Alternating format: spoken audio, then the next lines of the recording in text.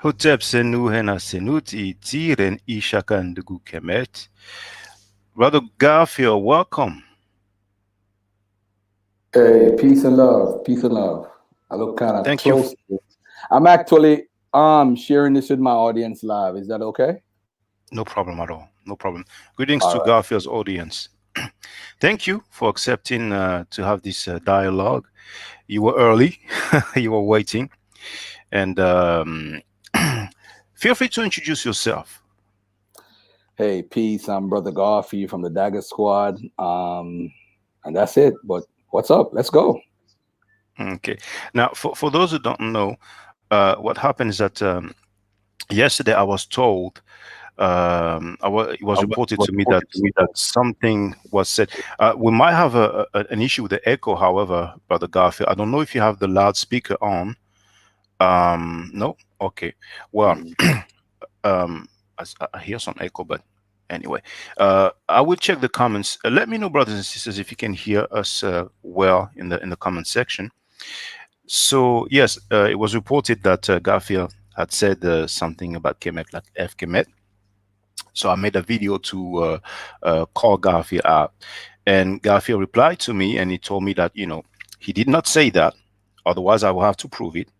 That I cannot do. I took the brother's word for it, and he said, make another video, remove that part, and then I'll agree with to dialogue with you. Hence why I made the second video.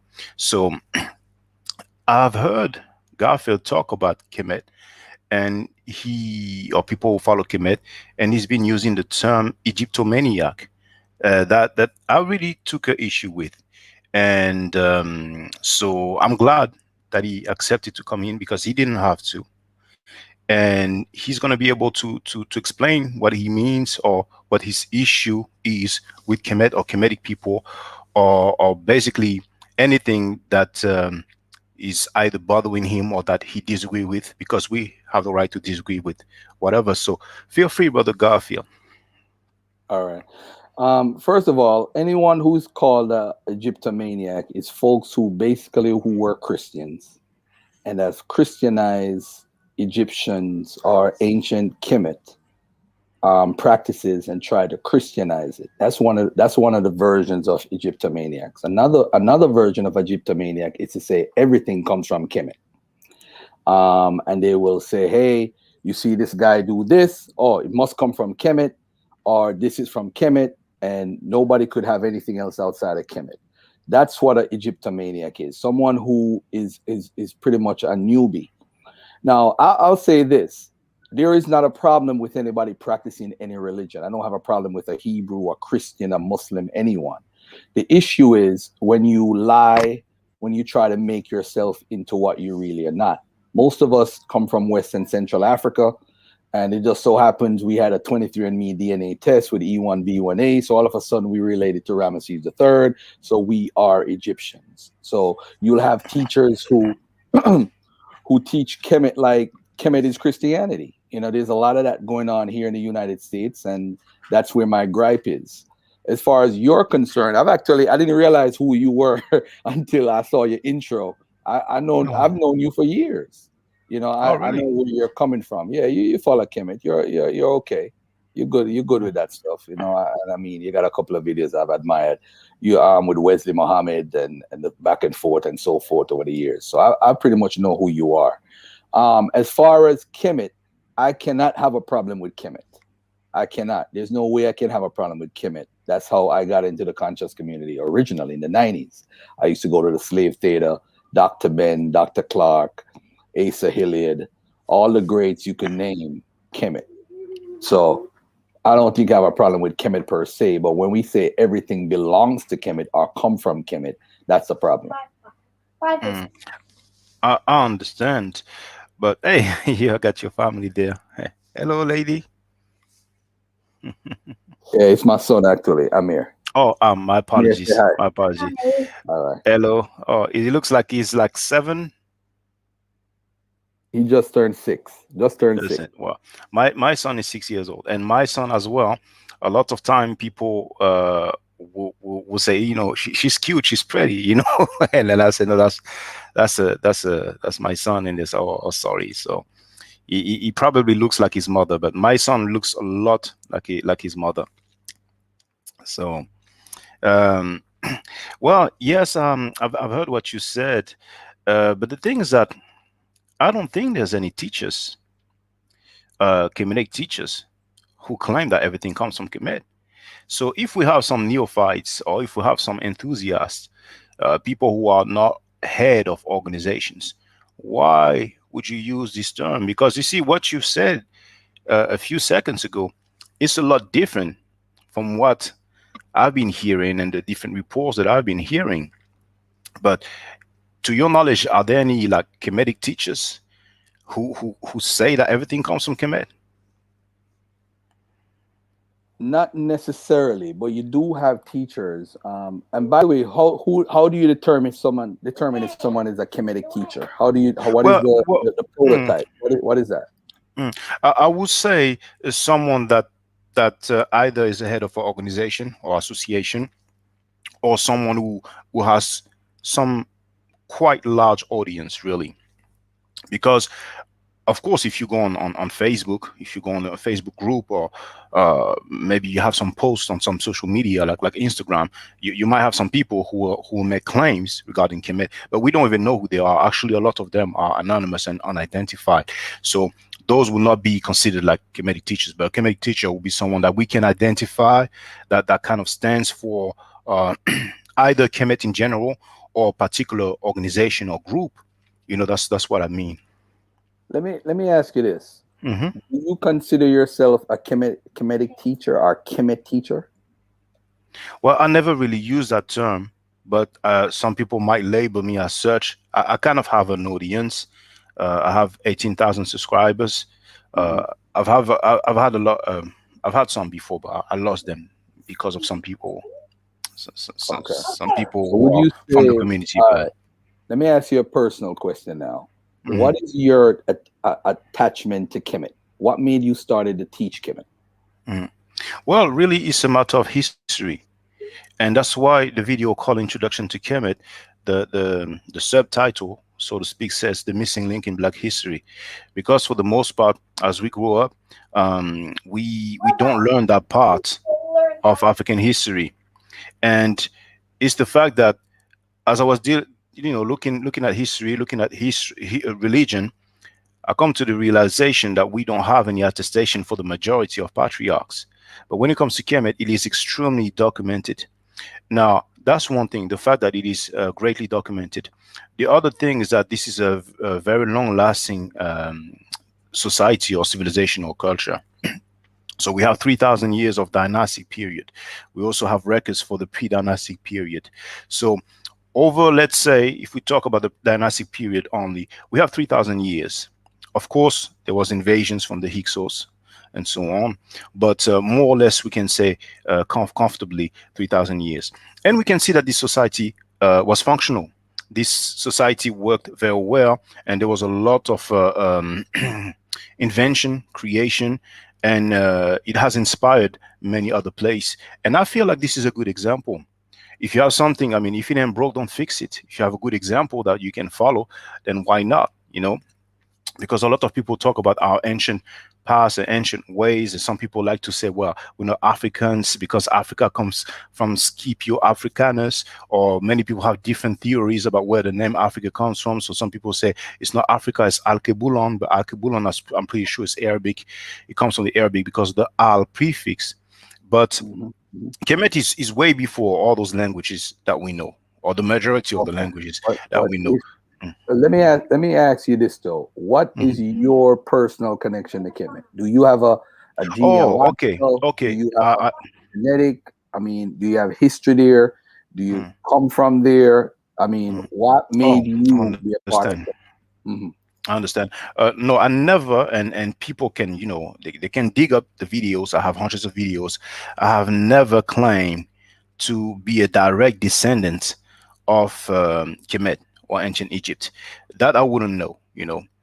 When people take a DNA test, it will. Now, I'm not a geneticist. This is not my lane. I'm not an expert into that, but um, I don't think people would disagree that The DNA will tie you to a population, to a group of people, not an actual land. So people move. And one indication that there is some relationship between Kemet and West Africa, we can see that through the languages. And for those who don't know, there's that video called the Kemet relationship with West Africa, or maybe West Africa relationship with Kemet.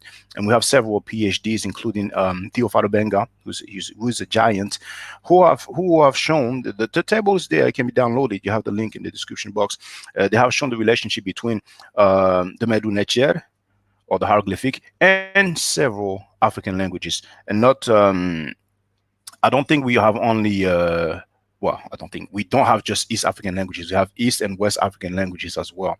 So just for the record, I don't claim that I come directly from Kemet, and I don't feel like someone who wants to follow Kemet has to be a direct descendant. Just like we have some Muslims, some feel like they descend from the Arabs. Some make that claim, but very few. The majority know that they don't come from Arabs, you know. Okay. And Would just you like the agree? Christians, yes. Mhm. Would you agree your attraction to Kemet is because of the greatness of Kemet? Yes, I guess yes, we could say that. All But right. Now there's hold not on. just Let me make a mhm, point. Let me make a quick point. mhm. I personally feel subconsciously why people claim Kemet is because of the greatness and that they have a little dislike. I'm gonna say use the word dislike for West Africa culture. And West African culture has greatness, but it's not, as I like to say, um, not as sexy as how Egypt would be as far as a history. I mean, um, you can find for the 3,000 years, of course, you had Libyan kings, you had the Hyksos, you had the Persians. So it's really not a 3,000 year of continuous history where Egypt is ruling our natives. Because even at one point, you find different kings at different time periods from different cultures.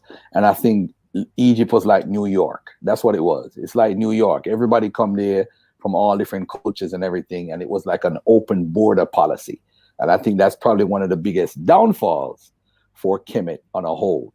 But my whole issue is when people will get into religious conversations, whether it's Christianity, Judaism, we will bash and say, hey, hold on, Pops. Hold on 1 second. I'm gonna answer that question in 1 second. Okay.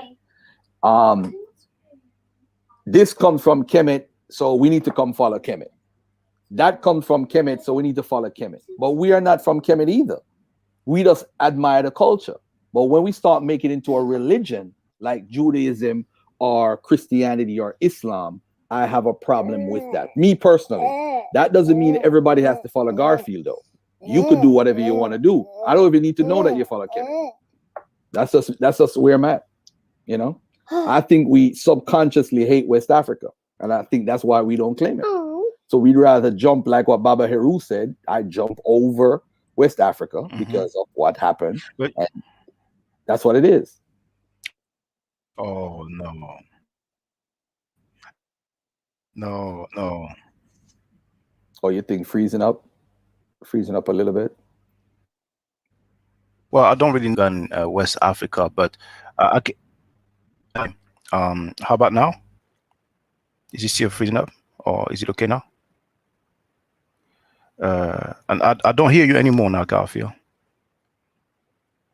I don't hear I'm you good. I'm anymore. good. I just muted my mic. Okay, okay, yeah. Oh, okay, all right, okay. Um, so um, yes, I haven't heard what Babar Heru had to say, but I will really disagree that people who follow Kemet have a dislike for West Africa. And the things that a lot of people who love to say, well, we're not from Kemet, we're from West Africa, they don't even follow any West African ways or tradition. Now, regarding Kemet, well, I Like will respectfully I don't, I disagree. don't, I Yes. don't. But because I don't think anyone should follow anybody's man-made religion. That's just me personally. Because it's all man-made, whether it come from Kemet, whether it come from the Hebrews or Christians. Some man made that up, and that's just the Mm. bottom line to it. I don't think. I think to give people the impression where if we believe Kemet, then we're on the right side of religion or the right side of God is incorrect. We might as well stay with Christianity because the invisible God concept stretches across every culture. I mean, we woke up one day and the wind was blowing, and you had people worshiping the wind. You had people worshiping the moon. You had people worshiping the sun because they thought it was creation came from those things. So it's a development, and there's nothing wrong with belief. We naturally have a belief as folks, as human beings. But I think our love with Kemet has to do with a lot of our hatred for West Africa. That's just how I feel. Well, I don't think there's many people who feel like you. I mean, hatred for West Africa, that's a very severe statement. And the thing is that when I talked about tradition for West Africa, I don't mean religion. I just mean tradition, you know. Now, when it comes to Kemet, a lot of people love to say, well, I'm not religious. I don't have a religion. I'm spiritual. But the practices that were done in Kemet, they can be labeled as religion. Religion is just a word that a lot of people have an issue or problem with. You see, so not only there's the greatness, there's a lot of things that are impressive, but there is the order, the justice, what is commonly known as ma'at, and it's something that was very very important to them. You see, and back to what you were saying, I would say we have at least 3,000 years because the Hyksos that were they ruled for, or they were actually they did not even rule the whole of Kemet. They ruled a certain part which is more towards the north, and it was about 150 years to 200 years, about that time period. Now the Libyan dynasty and so on, that comes later. But I think, and if I'm wrong, people will let me know. People can just contact an Egyptologist, a PhD from the university, and ask, can we say that we have 3,000 years as a society or an empire? But give and take a few hundred years, I mean, I could go down. I don't have a problem. I could go down to 2,500, or 2,000 years. But 3,000, that's just a dynastic period. Once again, we have the pre-dynastic period. So we have a society that really worked well, and that was centered on being good, doing good. We don't really have records of people from Kemet going and attacking other nations without any justifiable reason. And for the record, I might as well say it now. Some people talk about this situation with the Nubians. There was some conflict indeed, but Ramesses II was married to a Nubian, and there was this letter that was intercepted where the Asiatics contacted the Nubians for them to attack Kemet. So I think most likely it has something to do with that. But I'm not going to deny that there was some conflict, but this conflict was not constant throughout the whole history of Kemet. As a matter of fact, some people will say that the first known or province, we had like 42, but the first one is Tassedi, and Tassedi is in Nubia, you see. So the thing is that, do you say, if someone is a Christian or a Muslim, do you call them Christiano maniac or Muslim maniac? What would you say, Egyptomaniac, but not use the same term or terminology for Christians and Muslims? Different perspectives, different angles. I think when you look Egyptomaniacs, as far as a maniac meaning a mad person, you're crazy. You're crazy in love with Kemet to the point. Hold on, pops. We crazy to the point where everything is, they're obsessed with Kemet. Now, I'm kind of offended in a sense when you call me out, and I'm going to tell you why. Because I don't think you're an authority on Kemet. I don't think you are. I never claimed to be. You are. No. But I never claimed to be. To call me out, you're defending Kemet. Now, you just said to us that you are not bloodline. So if you're not bloodline, that means you are in a make-believe perspective about Kemet, meaning that you're not directly involved with Kemet. You have adapted or converted just like a Christian or anybody or one of these black Hebrew Israelites. You're no different. So you technically, to me, again, this is Garfield talking, don't have no authority to stand on to call out anybody in Kemet. You just don't like what you heard Garfield said because you didn't even hear what I say personally. But I'll say this to you though. I admire people's love for Kemet, but let's not OD on it. Let's not overdo it. Kemet is just a place that have beautiful history, and it's great that it's connected to a continent near Africa, called Africa today, but back then it's not known as Africa. It's Northeast Africa. I'm proud to say, hey, what? I represent all of Africa. Africa is in me, all of it. I accept all of it, the good, the bad, and the ugly. I don't specifically say I'm Kemet. I don't specifically jump and say I'm this or that. I said I'm a human being right now living this experience in America because I was kidnapped from another country. I didn't ask to be here. But to run now and say, I'm not saying that you can't claim Kemet. I'm not saying that, but what I'm saying is you have the right to. But for you to say, Garfield, I have a problem with you or calling you out, it puts you in a pedestal like you're an authority. I don't think any one of us who converts to something is an authority. That's just me. I hear you, but once again, I never claim to be an authority. If you talk about Christianity and you say some things that some Christians don't like, eventually one Christian or two might call you out. It's the same with Islam. It's the same with Buddhism, Hinduism. You see, I'm into this, and it's been years. And I've heard you. I've heard you a few times. Talking about Kemet, Egyptomaniacs, and many things. But with your analogy with the Hebrew Israelites, I disagree because you can say it's make believe for them because they don't have anything to substantiate their claims. But when we talk about the culture, the history of Kemet and the individuals, we have records for them. We know for sure they existed. We have plenty of records. So, yes, I have chosen a particular path that suits me, and people are free to choose any other path. But then again, I mean, you talk about West Africa a lot. Do you practice any West African ways of life or tradition or spirituality? I did say it earlier when you said that. I did raise my hand and said, I'm one of them. I'm not following any person's spirituality. I think every system in the world was created by a man. That's just me. But besides If I'm gonna religion, have a because system, if I'm gonna have a system, this is me personally. Again, that's you personally. You feel following my act is gonna help you in life. Just like a Hebrew Israelite would follow that. You just said this is a part of the Egyptomaniac part in you now that I just realized. Look at this. You just said to me, well, it's heavily attested. We could prove nobody's arguing about if somebody is in Egypt or not, or in ancient Kemet. Nobody's. So it's like you're trying to connect Kemet and compare it to Hebrew Israelites or Hebrews. There's no comparison. Kemet is Kemet. This is what I would love for people who love Kemet to get away from. You can't argue and say you're comparing this to Christianity. You are belittling Kemet. Kemet is the greatest empire in history. You don't need to compare. If anybody want to compare, like, we trying to get to Kemet level. Kemet is number one. So we comparing it to other religions is basically saying, hey, we could compare with them. No, we got 3,000 years of documented history. Show me a culture that could show you that. Sumer can't do it. Mesopotamia can't do it. Assyria can't do it. Persia can't do it. The Greeks can't do it. So by we trying to compare to other cultures that's beneath us, you are belittling the greatness of Kemet, in my opinion. But again, if Kemet is number one, let's just stand on Kemet and let Kemet be. But to start saying, hey, Christianity got this from this, or the Jews got this from this, it's putting us in a whole other category that's belittling Kemet, in my opinion.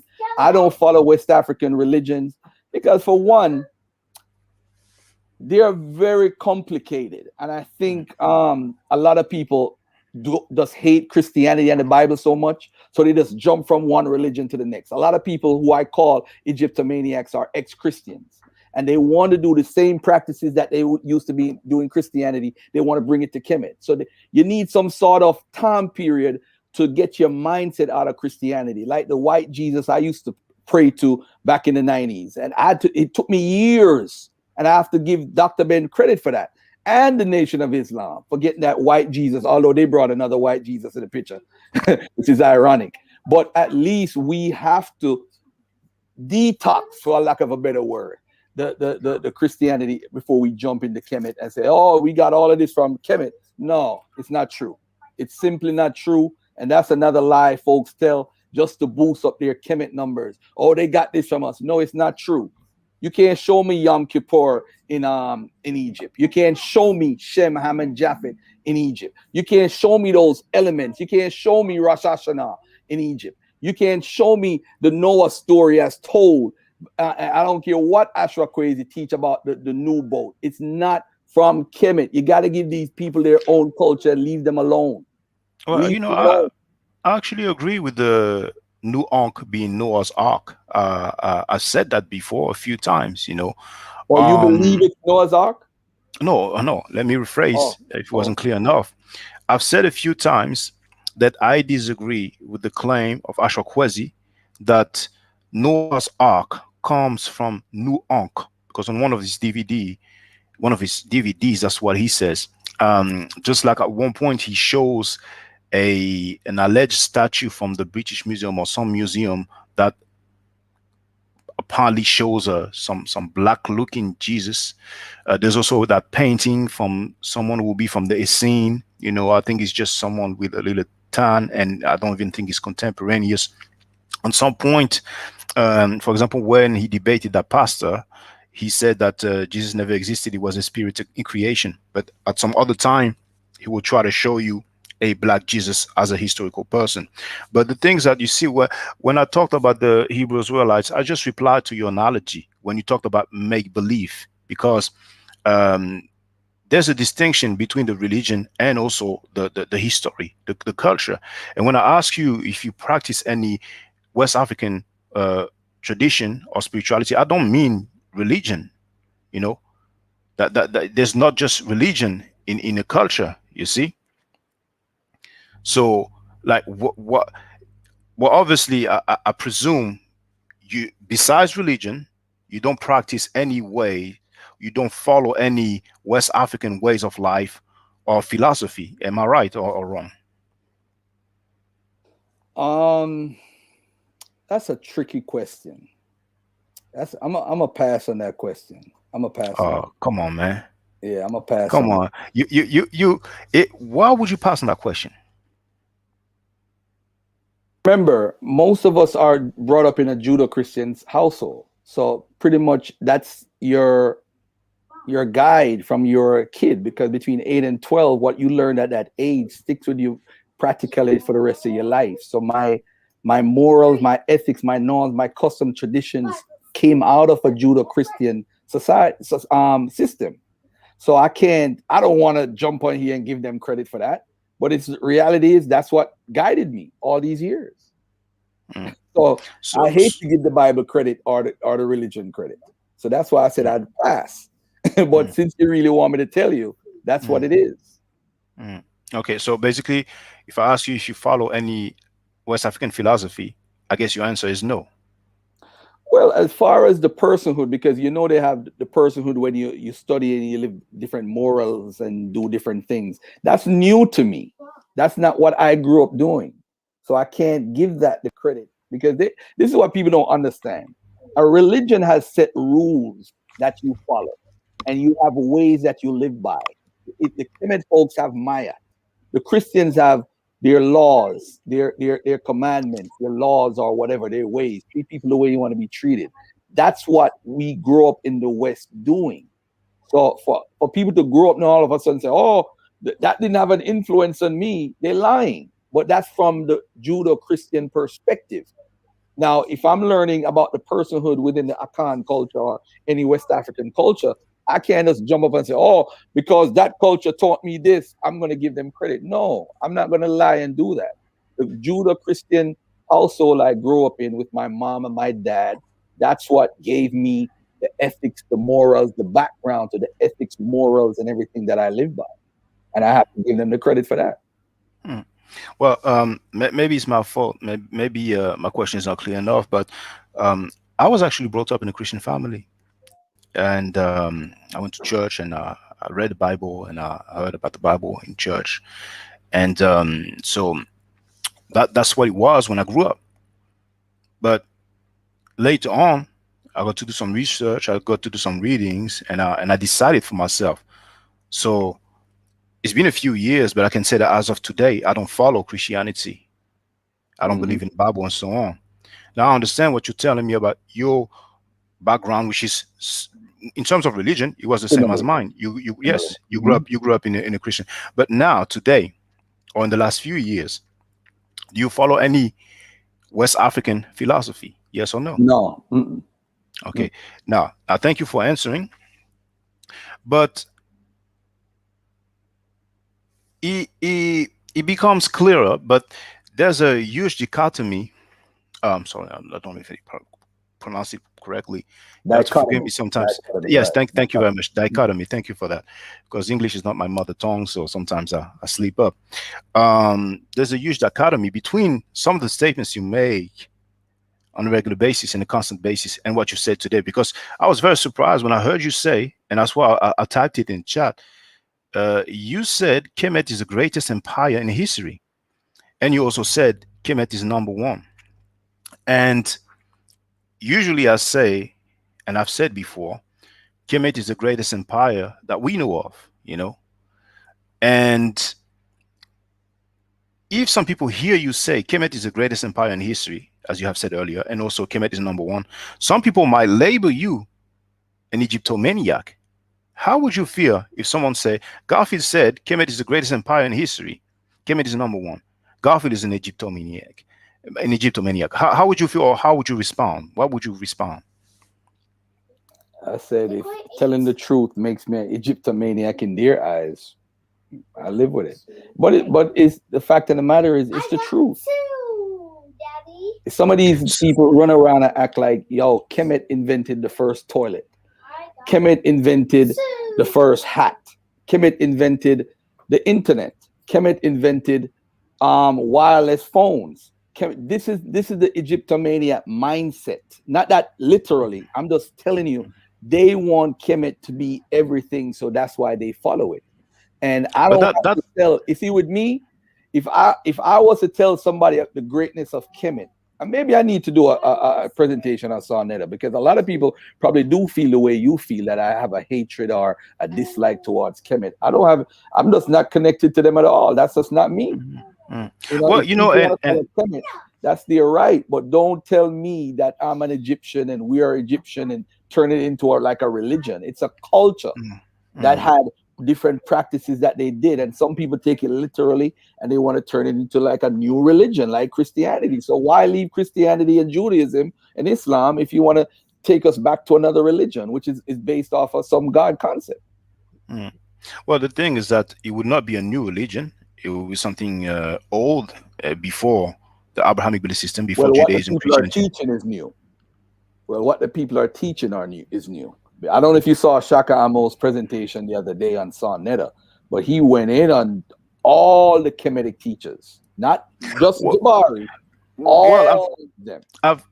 well, it was like an introduction, really, and I've went on his website and I paid the $20 in order to have the Friday special, but I don't know if it was strictly live, or if there's any way I would get the download. But I shoot in an email. I even left a voice message, so I'm waiting. But what he did on Sanetta, that was like an introduction. He only mentioned a few people, and we don't know how far it goes. But indeed, if some people take some stuff from India and they try to pass it off as something Kemetic, well, it's not accurate. Just like some people will try to pass off Kwanzaa as an African holiday, when really, you probably know, this is a Right, plagiarism of Hanukkah. right. You see, Mhm.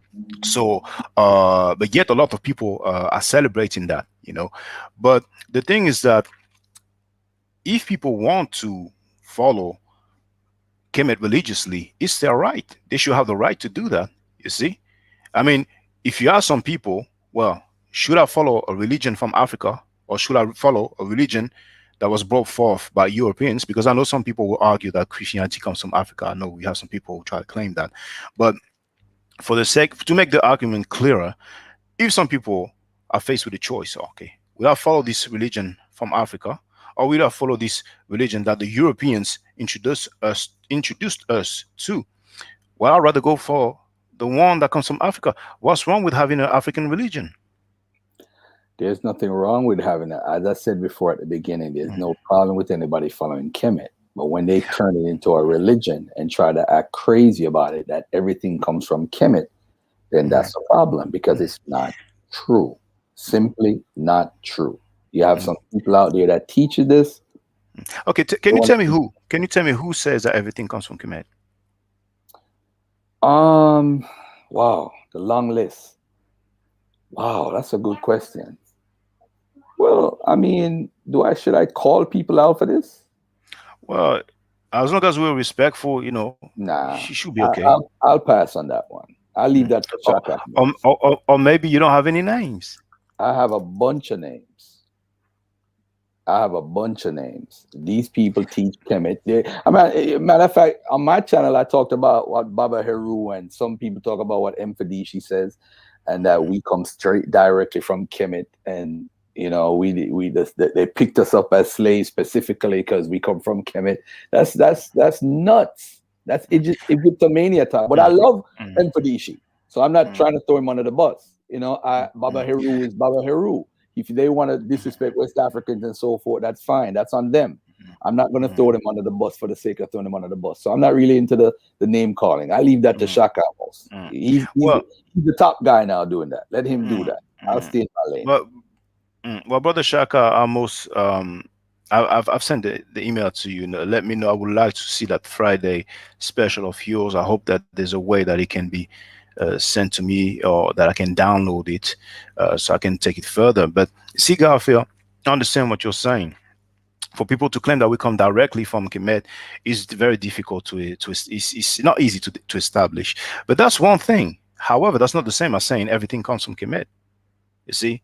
So you gave me two names so far. And regarding Baba Heru allegedly disrespecting West Africans, I would need some clearer statement to make that charge. But then again, when I ask you who says that everything comes from Kemet, you cannot even give me one name. However, you are very comfortable using the term Egyptomaniac. And you see, there's one thing also that bothers No, me, to be hold on. honest Let with me you. stop it for a minute. Yes. Let me Okay. stop it Okay. for a Yeah. minute. Okay. Okay. Egyptomaniac is for anyone, and this basically is geared around the people that believes in Achara, SD, and Murdoch, Christ in Egypt, and believe in all our information. So there's different sects. That's why I said to you, Egyptomania could be this, it could be this, it could be that. There's no specific title. There are specific people who do it on a daily basis. But what I'm saying to you is that if you're looking for exact, that's like somebody saying, "Oh, I see amen, amen in the New Testament," and then all of a sudden, hold on, pops, I soon be ready. Okay, hold on one second, my brother. Yeah. Okay.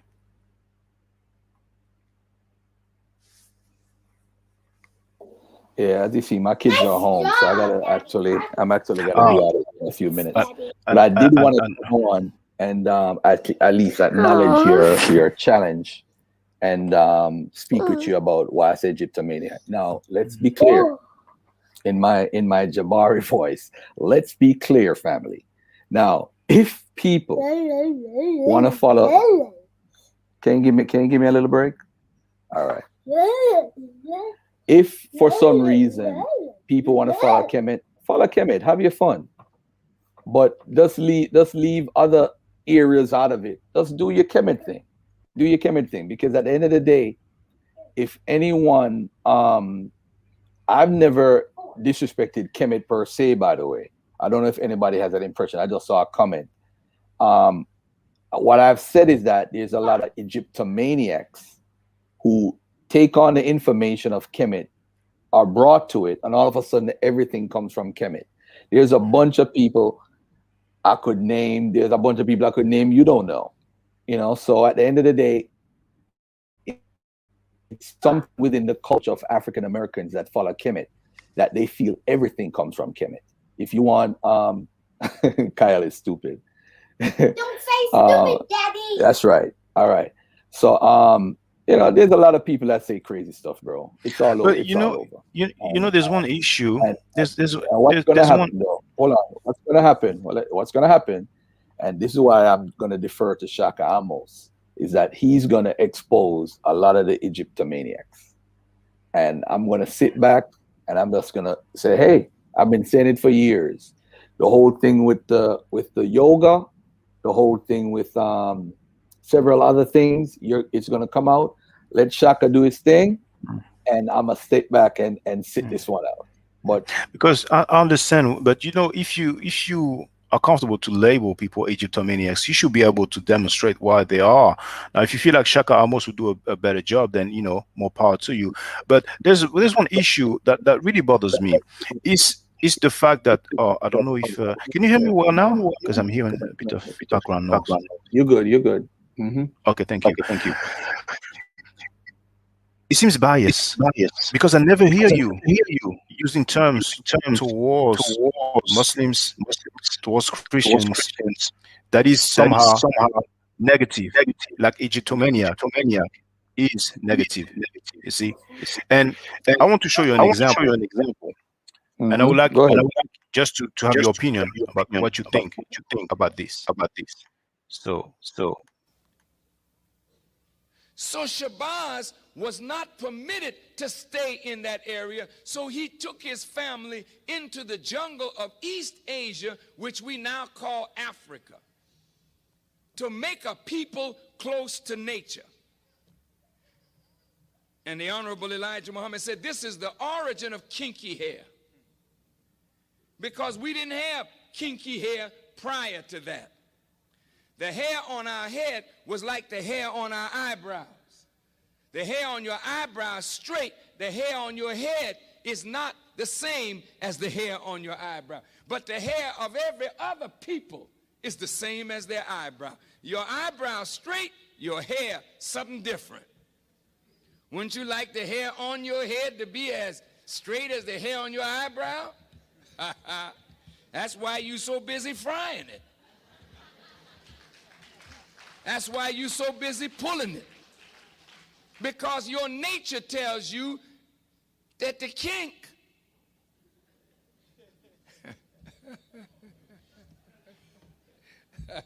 I mean, you know, with I'm black and I'm proud, we got to learn to be proud of kinks. Because most of your family of other black people on the earth, jet black.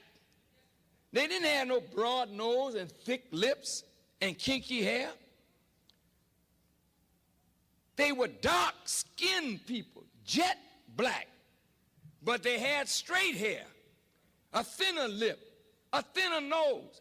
But we are marked as a different kind of black person.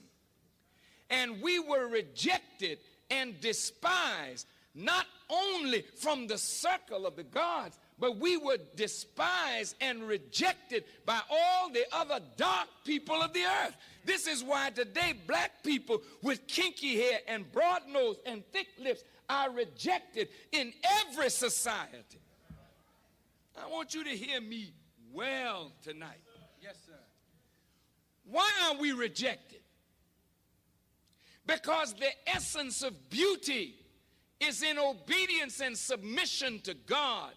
And the essence of ugliness is when you rebel against God. And when you rebel against God, in your rebellion, you are marked with a certain mark of your rebellion, which is the disfigurement of your internal self, which manifests in the disfigurement of your external self. And this is why when you look at our people, wherever we are found on the earth, you find us either disfiguring ourselves physically because we are disfigured on the inside because of rebellion.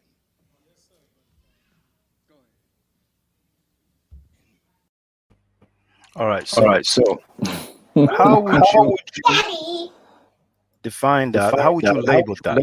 What kind of maniac ending suffix would you use, or any other suffix, whether it ends with maniac or not?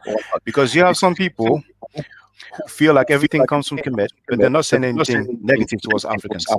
But here we heard something negative towards black people worldwide, the phenotype. I'm not asking you to attack Farrakhan. I'm not asking you to have any trouble with the NOR. But after what you've heard, how would you label that? Just outright craziness. Okay. Outright You're nuts. one of the few. Outright. I mean, usually I don't talk about Farrakhan in public because of my history with them. But I mean, if you listen to my 2020 interview with the Amin Ra squad, I actually went in real hard because, I mean, when you're a part of a cult, it's sad, and it's people. Look at this guy in the chat, Afro-Asiatic. He supports this foolishness. He believes in it. He's a So member, this is but yeah, you've been a it's member a once, cult. right? Yeah, cult. It's a cult. What do you expect cult people to say? It's craziness, and people are in the audience clapping. It's true, but and people and I'm gonna show you how people are maniacs in other areas too. Because think about this: Malcolm X used to teach that. We love Malcolm. He used to teach that. He Well, used to you're teach that correct. craziness. You're correct. Like, This it's is straight from Elijah Muhammad's book, Message to the Black Man, which is actually a clips of articles that they put together to make a book. And it's in that book. And I used to read that and believe it. I used to believe that. I was a member of the cult. So that's what cult people do. So at the end of the day, what Farrakhan said a while ago was craziness. Total, utterly craziness. What more can I say? On the other hand, you said something about I guess you haven't listened to me enough to hear what I've said about Hebrew Israelites, Moors, Muslims. I guess you haven't. Kemet has gotten a real pass from me as far as criticism. You may have caught a little stuff here and there, but nah. I mean, Kemet is all right, man. Kemet is good. Kemet is good money. But at the end of the day, okay. that was craziness. All right. I don't know. And I don't know if somebody tell you to play that video or it was a setup or whatever. But but yeah, everybody know I have a lot of love for Farrakhan, but that was just utterly craziness. That was craziness. I don't know and what to and mm, and I mean, I totally disagree with that clip. And some people say that it's taken out of context, but you are correct. Malcolm X also thought that claim that we didn't have Kinkia. However, of course, Malcolm X didn't go all the way like Farrakhan. But this is indeed the doctrine of the Nation of Islam, as taught by Elijah Muhammad, just like you have said. And a lot of people don't know that. A lot of people have criticized Farrakhan for what we've just heard, but they fail to realize that this is the NOI doctrine. This is what they, and besides that, in their so-called supreme wisdom lesson, or they have so many names for that, but what they call the supreme wisdom, it says that Africans are living a jungle life. He says that Africans are not civilized, and he says that we've heard we are cursed or disfigured, and we heard about the essence of ugliness. So those statements, they get a huge pass. I mean, it's like it's nothing. It's like it's not a problem. And if people, right or wrong, feel like everything comes from Kemet, which really, I wouldn't say it's the case, And I think it's unfair to say that we have some people who claim that everything comes from Kemet. I mean, you never have everything that comes from a single place. That's not the way it works, you see. So I think it's an exaggeration, and I think it's unfair, you see. But really, um, this is interesting. This is interesting. I really felt like, why would you consistently make those statements? But I agree. I haven't heard what you said about every other belief systems or every other groups. So maybe you criticize them as well. But I felt like you've been picking on Kemet. Kemet gets a pass. But listen, I gotta run right now, my brother. I have to get out of Mm, here. All right. mm. Well, I'll, thank you very much. Thank you very much for coming. I all appreciate that. right. Mhm. All right. It was a good look, that we were able to dialogue. Now that the brother will have to go, but I'm not trying to act like I'm holier than thou, and but this is an example. We there's some in disagreement initially, and whenever we can, let's try to talk about it. And it doesn't have to be beef. There's always things that we will disagree with. That's how life is. So I really appreciate that conversation. I appreciate that the brother accepted to call in. He didn't have to do it once again, and it was a short notice, really. And the conversation was really good. And like he corrected me, dichotomy. There's a huge dichotomy from what I've heard and what he said today. So I think it was a good thing. So what I'm going to do now, I'm going to share the invite link so that people can join the panel. And so just bear with me. We'll share the link in just a few seconds.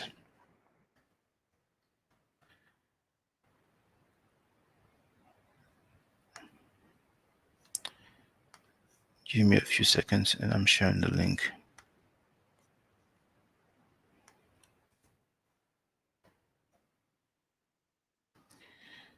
Now, normally the comment should be pinned, or basically it stays on top, but I'm just sharing it again. Calling link. It says calling link.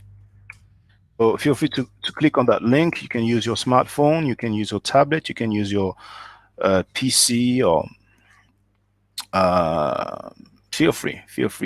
And if you have any questions, statements, even if it's something that's not regarding today's topic, something that I've said years ago, something that I said months ago, weeks ago, days ago, you have the right to disagree. Feel free, really. So I'm going to wait and see who will join the panel. Oh, we have Radio One. Hotel, brother. Yes, peace, brother. Hotel. Can you hear me? Loud and clear, brother. Oh, great, great. Yeah, that was a decent interview you had, brother. Yeah, it Thank you. surprised me, yeah, because I was expecting it to go, a little worse than that, but I was surprised to see how calm Garfield was. Yeah, yeah. I wanted to address Garfield on some things, but I guess he had to go. But Mm. um, But yeah. please be diplomatic, brother. Please. Oh yeah, yeah, oh yeah, oh Mm. yeah, definitely, definitely. I'm definitely gonna be diplomatic. Yeah, but yeah. Also, now I want to talk on the what I stated on the last video. When I heard Garfield say F Kemet, Fuck Kemet. He may not remember it, but I remember it. I'm going to say it exactly how he said it. He said, and he was in one of his angry moods when he said, and he said just like this: "We ain't no damn Egyptians. Fuck Kemet," just like that, and and that's what I heard, but and he said it when he was angry, so but we if he didn't mean to say it, we forgive the brother, but I'm just calling that out, Mm. And I hear you, but at the end of the day, we cannot prove that he said it. And I'm not saying that what you're saying is not true, but it's not really the core, because we got to dialogue, and he studied his piece, and it's a lot different from what we've heard. And like you said, I did not even expect the conversation to go that smooth. I wasn't expecting the conversation to be like conflictual, or messy, but honestly didn't expect the conversation to go that smooth. I never expected in my life that Garfield will come today and said Kemet is the what did he say? I think he said Kemet is the greatest empire uh, ever, and then he said Kemet is number one. I mean, never in yeah my life would have imagined that he would say that. Yes. yeah also and I just want to say this to Garfield, he is wrong for comparing us, those who claim to be descendants of Kemet or ancient Egyptians. Okay, now that is okay. You clearly said that you don't claim that. Okay, but I do. You know, and everybody knows me that I do. And I got my sources. To prove what I'm saying. But it is wrong for him to compare us to the Hebrew Israelites, because Kemet and Cush in the Nile River is inside the continent of Africa. And we can show in the ancient Kemetic records that the Egyptians went west, but the Hebrew Israelites, they can't show that. They can't even show that in the Bible. And that and they damn sure don't have any primary historical records to show that. Because they don't have any primary historical records at all. And even according to their Bible, which is aside from the primary historical records, the Bible doesn't even say that. So he is wrong, definitely wrong for saying that. He can no way in hell compare us to the Hebrew Israelites. No way, because we can prove our case stronger. we have a stronger case to prove our connection to Kemet than the Hebrew Israelites do. Okay, number one, we can prove that the ancient Egyptians went west, and number two, we can prove, okay, that the ancient Egyptians have historical primary records, okay, that speaks of their conquest. But we can't do that with Israel, you know. And but aside from that, you know, the question went well, you know, and I disagree with Garfield on the Hamitic hypotheses. I think the brother he's real less educated. You know, he's a novice on that subject. He needs to be educated on that subject. Please be diplomatic, brother. Please be Yeah, yeah, diplomatic. yeah, yeah, definitely. I'm trying to be. I know I'm not. You know, I didn't say anything rude about the brother. You know, I'm just. You know, I'm Yeah, just. but I mean, because what I'm like, I don't feel, I hope you don't feel like I'm trying to censor you, but he really didn't have to come, and he accepted my offer, and he was there. We did not open the line. I didn't know that he wouldn't have time. I had planned on asking him, are you okay for us to open the line, to open the panel, so people could have, you know, addressed him directly, or us directly. But now he's gone. I don't want to feel like, now that he's gone, we just, Yeah, yeah, and yeah. and I no no understand. I understand. and knowing that you are a regular caller. I mean, if it's somebody that I don't know and he kind of disagree with him and he wants to say something, but I don't want it to sound like, to feel like a kind of a setup. You've heard him, when I played Fireclan's clip, he said, I don't know if it was like a setup, but I did say I did not prepare any slides or any quotes, and I wanted to have his opinion. And I was surprised. I didn't expect him to say what he said. Not that I'm happy that he's criticizing another black man, but it's about the quotes. It's about the statement. You know what I'm saying? I don't have any hate for the leader of the NOR, but there's a lot of things that I really disagree with. So I just don't want it to feel like, now he's gone and you come here and says those things. And I hope, I think you know what I'm trying to say. Yeah, yeah, definitely. Yes, Yeah. yes. I'm going to say this right quick. I'm going to let the other brother speak. Yeah, I respect Garfield. I used to watch his videos a lot. I respect his knowledge. The brother, he's very knowledgeable on some points. But at the same time, he doesn't know it all. There's some We points None of he's us weak know it on. all. Yeah, yeah, No, yeah, and he got to listen to the ones who know it all on that subject, who are the experts on that subject, and his view on uh coming at the Hebrew Israelites and exposing the Hebrew Israelites for being, liars, and telling the Hebrew Israelites that this have nothing to do with us. I definitely respect him on that.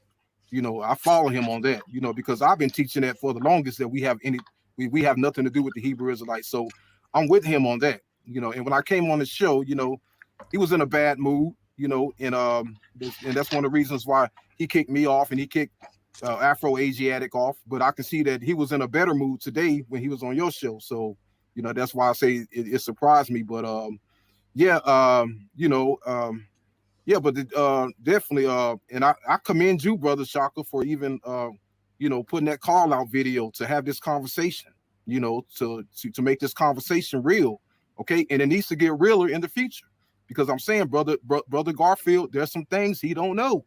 There's some truth coming out that he don't know well, about. well, okay. I got the message. We got the message. We got your message about your opinion, but I really want to thank him for coming in, because um, it could have been some other people. They would have acted slick, sideways, like ambush type of thing. And I'm glad that he came and he saw that it was a straightforward man-to-man conversation, respectful conversation, and I'm glad that he can leave with that sentiment, with that experience. I'm very glad. Actually, he sent me an email. He told me, we should do something, when the kids are not home, So even that I wasn't expecting, So um, maybe that will help him say a little bit less Egyptomania, what I'm saying? And that would be good. To me, that would be progress, because progress is when the situation improves. But let me welcome, well, I think first Inspired One came, and then we have Afro Asiatic. So, Hotep, brother Inspired One, feel free to speak, brother. Hey, you know what? Thanks for letting me come on.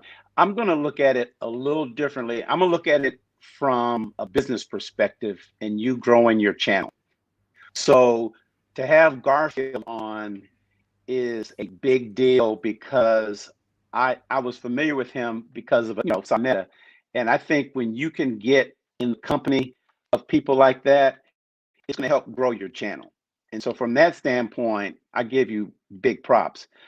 In terms of his background, remember what I picked up from him is he's a skilled orator, and he knows how to entertain, just like Simon. It's all part of, I mean, you want to educate, but you also want to have fun while you do it.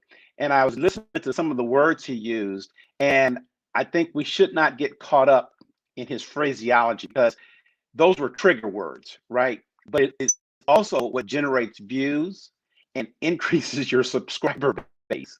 Because if you ever watch Sinetta, they have those, it's kind of like the Shaka, I'm not familiar if you're familiar with wrestling in the United States, WWE wrestling. You know how are you familiar with that? Very familiar. When I was a kid, I used to watch it. When I was a kid, I didn't even know it was fake. I thought it was real. Yes. And so a lot of that, of what Sinetta does, which he's the godfather of consciousness. So we give him his props. But if you can get on his channel and do one of those wrestling WWE with somebody to have a debate, it's only going to help you get your message out, so you'll be able to have a platform to reach more people. Because if you notice, he was very skilled at using phrases that I've never heard before, which I think is limited to a very small select group of people, but yet he made it seem like it represented a majority of people. We can't get the majority of Black people to even acknowledge Kemet. I mean, within our community, we do. Most Black people think of Egypt, and I've said that to very learned people, and they didn't even know what Kemet was. So to make that leap to say that we leap over West Africa to get to Kemet, this is the first I've ever heard something like that. But it was a great talking point because it's something we can chew on and debate. But I mean, in all respect and honesty, I've never heard anybody call Kemet a religion. Now, there may be some people who are fanatical about it, but I think of it more of as a study. It's like calling, if I like Ferraris, I'm not a Ferrari fanatic. I mean, you may like Ferrari cars. So I've never heard Kemet referred to as religion. So if there is a committed religion out there, I'm not familiar with it, but I'm still new at it. So I mean, Egyptomaniacs, I've never heard of that term before. So once again, if there's somebody out here who's got this whole thing about being into Egypt and that's all they can see night and day, maybe there are people, they're fanatics on everything. There's some people who like to sniff glue, right? I mean, not the majority of people. So I think he was entertaining with his little darts. And you, Shaka, I mean, now, I think you grew up in France, right? Correct in saying that? You grew up in France? Yeah, yes, indeed. I was born in France and grew up in France.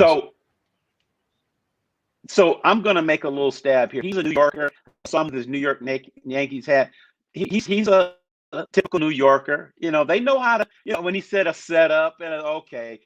And I think it even went over your head, or maybe you got it. You weren't offended by it, but he was getting little jabs and little slick comments. But that's New Yorkers. They like mixing it up. So but it's all good. It was respectful, Nothing wrong with jobs, as long as it's respectful, it's cool, it's cool. But brother Inspire One, please stay with us. We have okay. I want to let the Afro-Asiatic speak, and we have a new caller called Below Above. Welcome to you. Please just wait for brother Afro-Asiatic because he was before you, and then you will be welcome to speak to us. So if you don't mind just waiting just a little bit longer. Now, brother Afro-Asiatic, welcome, brother Hotel. Peace, brother Shaka. Peace to the panel. You can let the gentleman, the new brother, speak, Shaka. Oh, thank you. I appreciate that.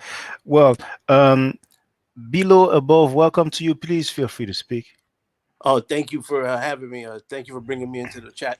I'm here only because I've never seen your platform before, but I see where your followers, your people have a very strong tie to Kemet.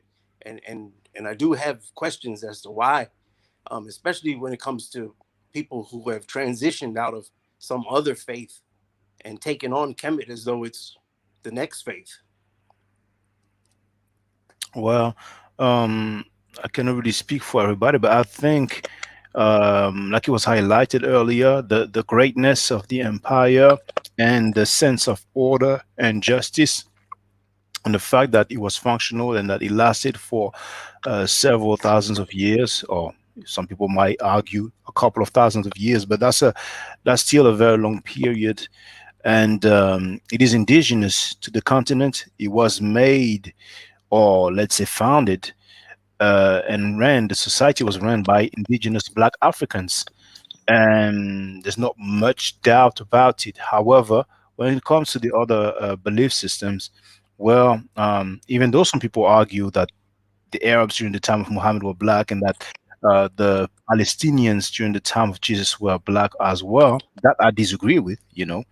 I've shown many different artifacts that are way older than the time period of Muhammad and Jesus, but um, even though some people feel like those people in the Middle East were black, um, I really don't feel the same way. And even if the people who were at the um, initiative of those belief systems, even if they were black, the people who run in those belief systems now, they're not black anymore. And if we make an assessment of what happened to us, not necessarily following those belief systems, but just the encounter with the followers of those belief systems, we cannot say that it worked well for us, because we all know that we have 1400 years of slavery combined, 1000 years for the sub-Saharan slave trade, and 400 years for the transatlantic slave trade. So he did not really work well for us. And unfortunately, we still have some people who say, well, slavery was not such a bad thing because it got us to know the word of the Lord. But I think those are the people who go to the extreme. But that's what I would say without being too long-winded. I'm very well versed and knowledgeable in Kemet and to understand the greatness of the society and civility. It says that civilization starts when mankind started writing, and we know that there is nothing older than than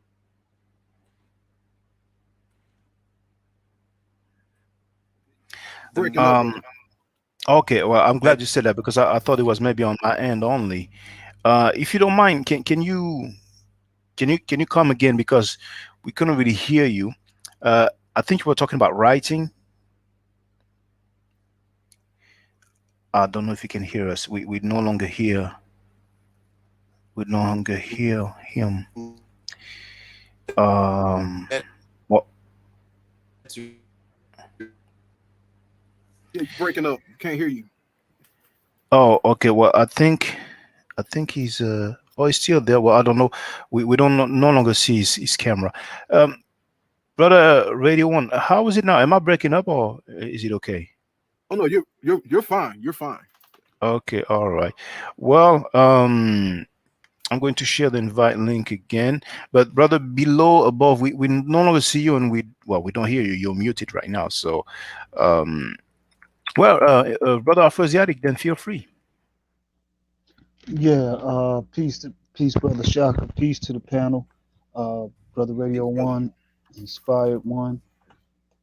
Peace, Yeah, peace. I think it was an interesting dialogue. It was definitely good, to kind of like cross pollinate, good for your channel, brother Shaka, and even though what we see come through the Please be brother. diplomatic, brother. Please be Yes, diplomatic. sir. Yes, sir. Absolutely. Yes, sir. What we see come through the brother is somewhat, I guess you could say on two different poles from what we see actually come from the brother at times. But good for your channel. Much respect. You know what I mean, and it's good to cross pollinate. I'm gonna just leave it at that, brother. Keep it Thank you. diplomatic. I appreciate that. Yeah, I appreciate that, Yes, because sir. it's because the thing is like earlier the brother inspired one, and he might come back, but something He's no longer in the panel now. But I forgot the particular word that he used. It was not the term convert, but it was a word that he used, and he said to lead to Kemet. Um, well, let me just hold that thought. Below, above, feel free. Maybe the sound will be better now. Yeah, I turned off my camera. Maybe just the audio is better. Well, so far it's great. So feel Okay. free. Okay. What I was trying to say before was I understand the greatness of Kemet. I'm well versed in the knowledge of Kemet. What I don't understand is why you would trade one religion to take on Kemetic as a religion also. Can you elaborate? Well, well, if you want to go. Well, I might as well go in because I feel like the question was directed at me, and later on you can always add on, but the radio one. But there is a society or the culture, the history of Kemet, and there is also the religious side of things, or the beliefs, or the theology. And once again, a lot of our people, after being in the Abrahamic belief system and coming to the realization that it might not be the best thing for them, we have a problem with the word religion. And I understand where that comes from. But there is indeed a religious aspect when it comes to Kemet, that cannot be denied. And people might use other words if they want, but there were some practices that they used to do on a very, very regular basis that with all fairness can be labeled as religious practices. So some people will concentrate more about the history of Kemet and the achievements, the society, the sense of order, and others will take it further, and go deeper.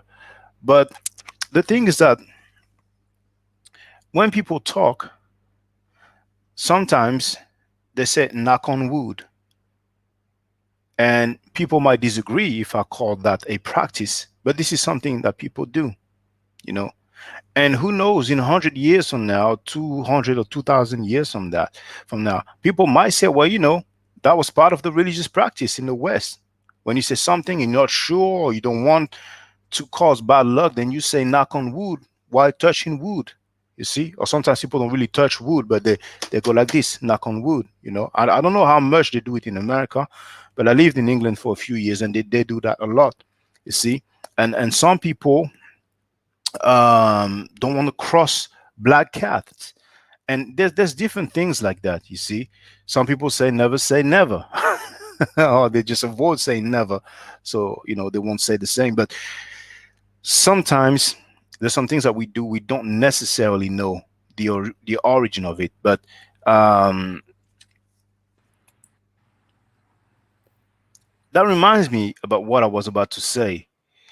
um Butter Inspired One was Some talking people say about, and I never. forgot the word, Oh, they but support, so they won't say the same. But oh, some okay.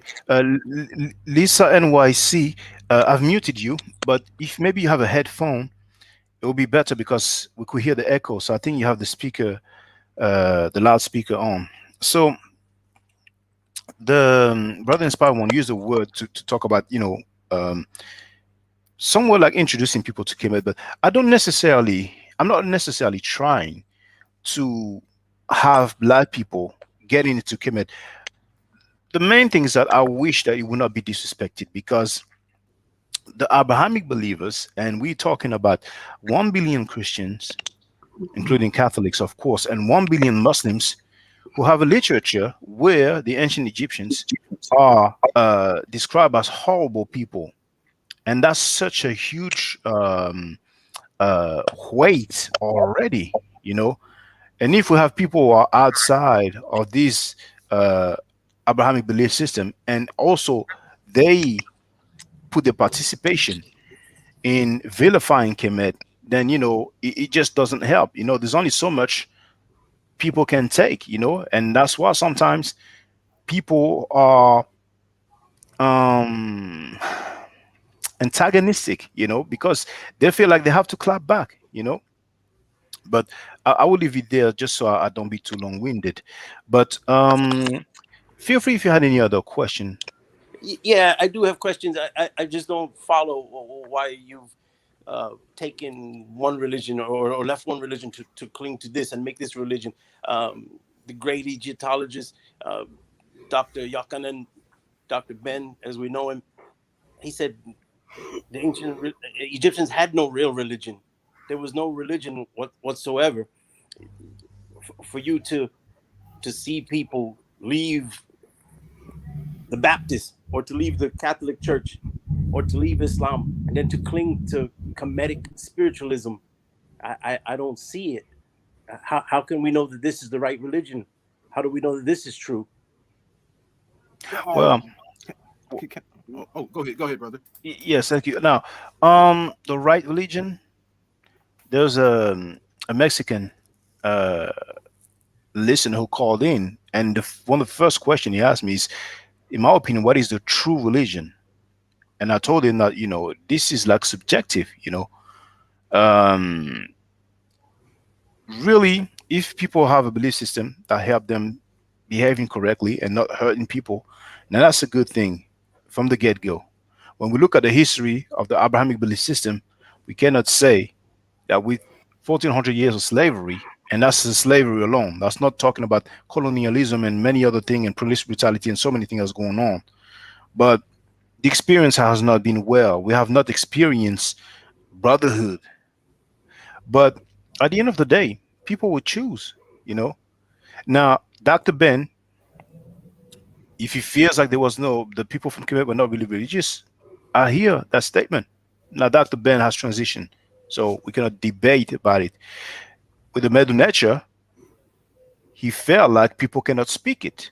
Some people misinterpreted that as it to say he felt like we cannot read it.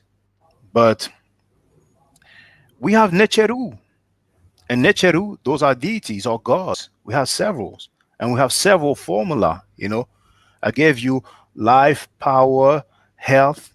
DNA, N, Ek, Was, Neb, Jed, Neb, Seneb, Neb. We have so many formulas that come so often.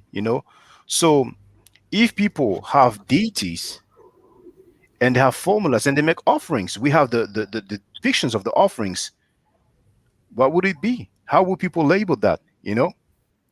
I don't see how we have names of the gods. We know about their attributes. We know that some people used to pray Hathor if they want to have help with childbirth. I mean, there's so many deities. We know the names. We know the Greek names more than the traditional names, but we have them on the walls there. We have them on the actual original artifacts. Sure. I mean, 15-20% of the Gospel of John comes directly off of the reliefs at the Temple of Ramses. We know I, this. I don't know. I don't know about that. We know this, and I can give you a few examples of it. But that still doesn't tell us that there is something that we can latch on to that is Kemetic spirituality, for example. I just don't have no use for the term spirituality. Whether you meet a Methodist on the street and you ask them what their faith is, and they tell you, well, I'm not really religious, but I'm spiritual. I have no use for this term spiritual. And it hurts for me to see people of color, black people, leave one faith to cling to another. Okay, so if I understand correct, if I don't understand you correctly, you have a problem with black people following a faith. Yes, because faith is not a way to get to the truth. What is the truth? The truth is what we learn and what we can observe in the natural world. I've seen videos in places like Ghana, West Africa, the Sudan, with people with this African, quote unquote, air quotes, spirituality. And none of this is true. You can't Well, observe it. You can't test it. you can argue that. You can. So so so so You, so I you, so you, I so I bang on Kemetics, but I bang on Baptists too. I have a problem with all religion. I just don't know why people today want people to see Kemet as the right religion. Yeah, brother, But brother, brother. okay, go ahead, brother Radio One. Yeah, I just want to address him. Okay, now, brother. Now for those of us who are, deep in this knowledge. Okay, there's one thing that the ancient Kemites or the ancient Egyptians value the most, and then their temples and statues and so on, so. And that was the land and Mother Nature. Okay, all of their temples is based on Mother Nature and the land geography. When they speak of Ra, the sun, okay, it's talking about the sun that goes over the African continent and in the entire Earth. Okay, when they speak of Newt, meaning the ground. So when Newt meaning the ground, and all of their gods are based on some type of Mother Nature. And so when you say that that you don't believe in the Kemetic spirituality because you are in favor of Mother Nature, that's what Kemetic spirituality is all about. Now That's right. our problem with the Bible and so forth is that there's a lack of evidence to support it. And history shows that Kemet came before the Bible, and we have the writings on the walls in Kemet, but for the Bible we have nothing. But to make a long story short, you know, Kemet, uh, everything about Kemet, it represents the African continent. When you put aside the temples, the statues, and all that, besides that, it's all about the African continent. So when you deal with Kemet, the land that Kemet sits on, that's on the African continent. So we have connection to Kemet geographically, and you know and by bloodline as well, because that's what Kemet deals with.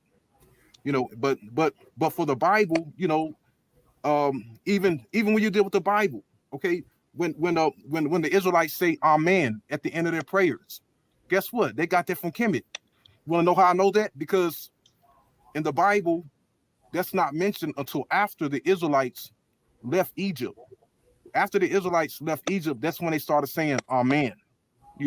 And so that's and plus, when it says in the book of Acts, Moses was learning all the wisdom of the Egyptians.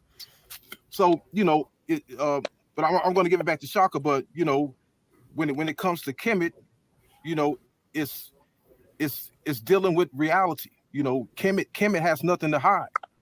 Um, But Israel, And I'm sorry. Please bear with us, brother, below above, because I don't want to make the sister wait too long. And besides, I always lament that we don't have sisters calling in. So, Lisa NYC, please feel free to speak. Um, can you hear me? Loud and clear, sister. Okay, perfect. One thing for above and below, he says that he doesn't know if Kemet is the right religion. I've been studying Afrocentric writers since like the mid 90s, and I've never taken it as a religion. I see it more as a philosophy and a study of history.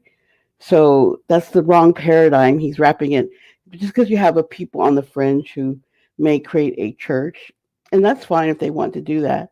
It doesn't mean that everybody that studies Kemet is taking it as a religion, more as a study of African history and African philosophy. And also to say that it's the wrong religion, can you name another society that built a pyramid or the pyramids? Oh no! Forgive me for interrupting. I'm not saying that it's the wrong religion. I'm saying all religion is the wrong religion. Okay, I am an atheist. okay, I that's haven't had great. any evidence for any god. So I don't believe in purple unicorns. I don't believe in dragons. I don't believe in angels, cherubims, or the goddess Shu or the goddess Ma'at. Just Can I because ask you a question, sir? six of the 10 commandments come out Okay, of the great. laws of You Ma'at, that doesn't mean that I believe in it. So I just have a problem with people you have to understand that leaving one religion to go to another. one thing I want to say to you is the observation of nature is both philosophy, science, and religion. It's all three wrapped into one. Do you know Newton was an alchemist, but yet he theorized on gravitation? So you can't say that to be a scientist, you can't believe in things that you can't see. You can't see quantum physics, yet it exists. You can't see a neutron or a proton, yet it exists. Because you can't see something doesn't mean that it does not exist. And African philosophy, the whole continent, depends on the thought that God or the invisible is innate in all things, that you can't see it, but it operates on you. You can't see your subconscious, but your subconscious runs your heart and runs your brain while you're sleeping. So I guess your subconscious doesn't exist. So the group is offended because Brother Garfield used an expletive I have one thing to toward say, and you've spoken a lot, and I'm going to be really brief because I'm going to get off because I've got other projects that I'm working on. Sure. I don't believe. I understand this whole thing about building your platforms on YouTube, and I've watched Sonetta for 10 years and the whole WWE wrestling thing. But what Garfield is doing is something different and specific. It's called iconoclasm. Do you know what iconoclasm is? You know what atheism is? Do you know what an iconoclast is? Yeah, it's a big, overwhelming position that wants to take down all idols or images or that people believe in. So we as the people, I would say African Americans or Africans in the diaspora, are trying to rebuild Africa away from the continent, correct? And we have to find or reconnect with systems that we were torn away from. We don't know which tribe we came from. We don't know, we have to connect what calls us, whether that's Hebrew Israelites, Islam, Kemet, Yoruba, Ife, whatever it is. You've got to figure out what your ancestors and your genetics call to you. And each of us is being called differently, right? Because we're scattered and we're mixed from at least 44 different tribes from North to South America, South Africa. So we have to figure out for each of us which we connect to. And it isn't going to be the same for an atheism in and of itself is a European idea. It's not an African idea. The Greeks said the Egyptians and the Ethiopians were I have to the interrupt most you because religious people. atheism is not an idea. Atheism is not an idea. Whatever you say, but what I'm trying to say to you, what Garfield is doing is destructive to the community. You don't have to agree with Hebrew Israelites. You don't have to agree with NOI or Islam. You don't have to agree with Black Christians. You don't have to agree with the people that you commit. But what people need is some kind of guidance to run their lives in their own personal psychology. And you can't do that with atheism. I can't speak for him. I can't speak for him, but I do feel as though. And one more thing I want to say, because you've spoken a lot. Is offended. One thing, and I don't want to offend Maatforever Brothers platform, but we have to be careful. No problem at all, sister. If you understand American history, and you understand what Judas and the Messiah, the movie, is about, we as a community have to be careful when we give voice to people who would tear down whatever systems we're using, whatever messiahs that we build, whatever heroes that we raise. If they are there just to tear them down and not to help build our community, then they're a Judas. Now, his group is called the Dagger Squad. Do you know that Judas was part of the Sicarii? The Sicarii in Israel were a dagger squad. They would carry daggers and assassinate people. So we have to be very mindful of whom we give platform to, because you do not know who the Judas in your midst is. Be very careful. He's tearing down everybody. Nobody suits him. Atheism is the only way. Atheism is not a way to run. You can't raise a child on atheism. You can't build a community. You can't have cooperative economics on atheism. How do you propose this to organize a society? On atheism, you can't do it.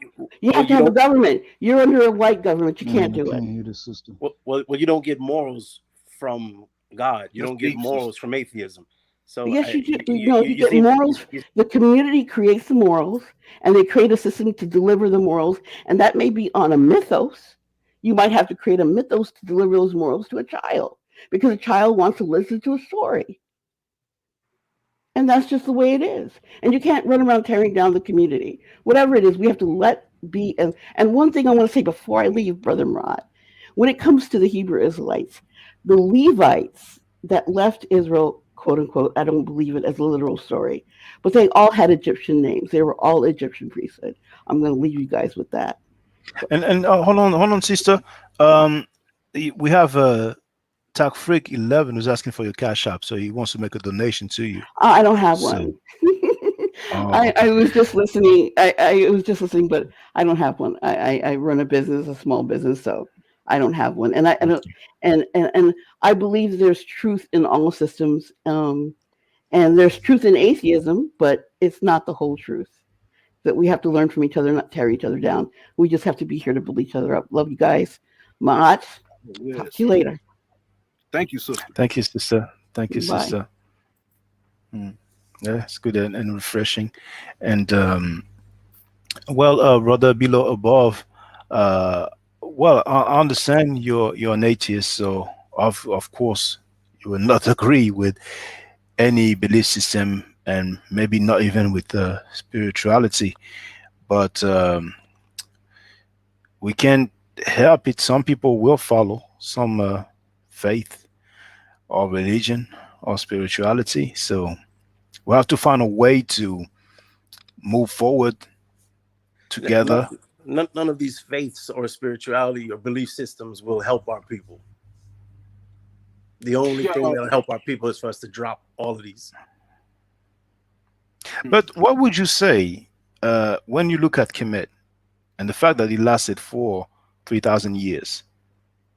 Wouldn't you say that it was a successful society? Absolutely, absolutely, 1,000%. Yes, absolutely.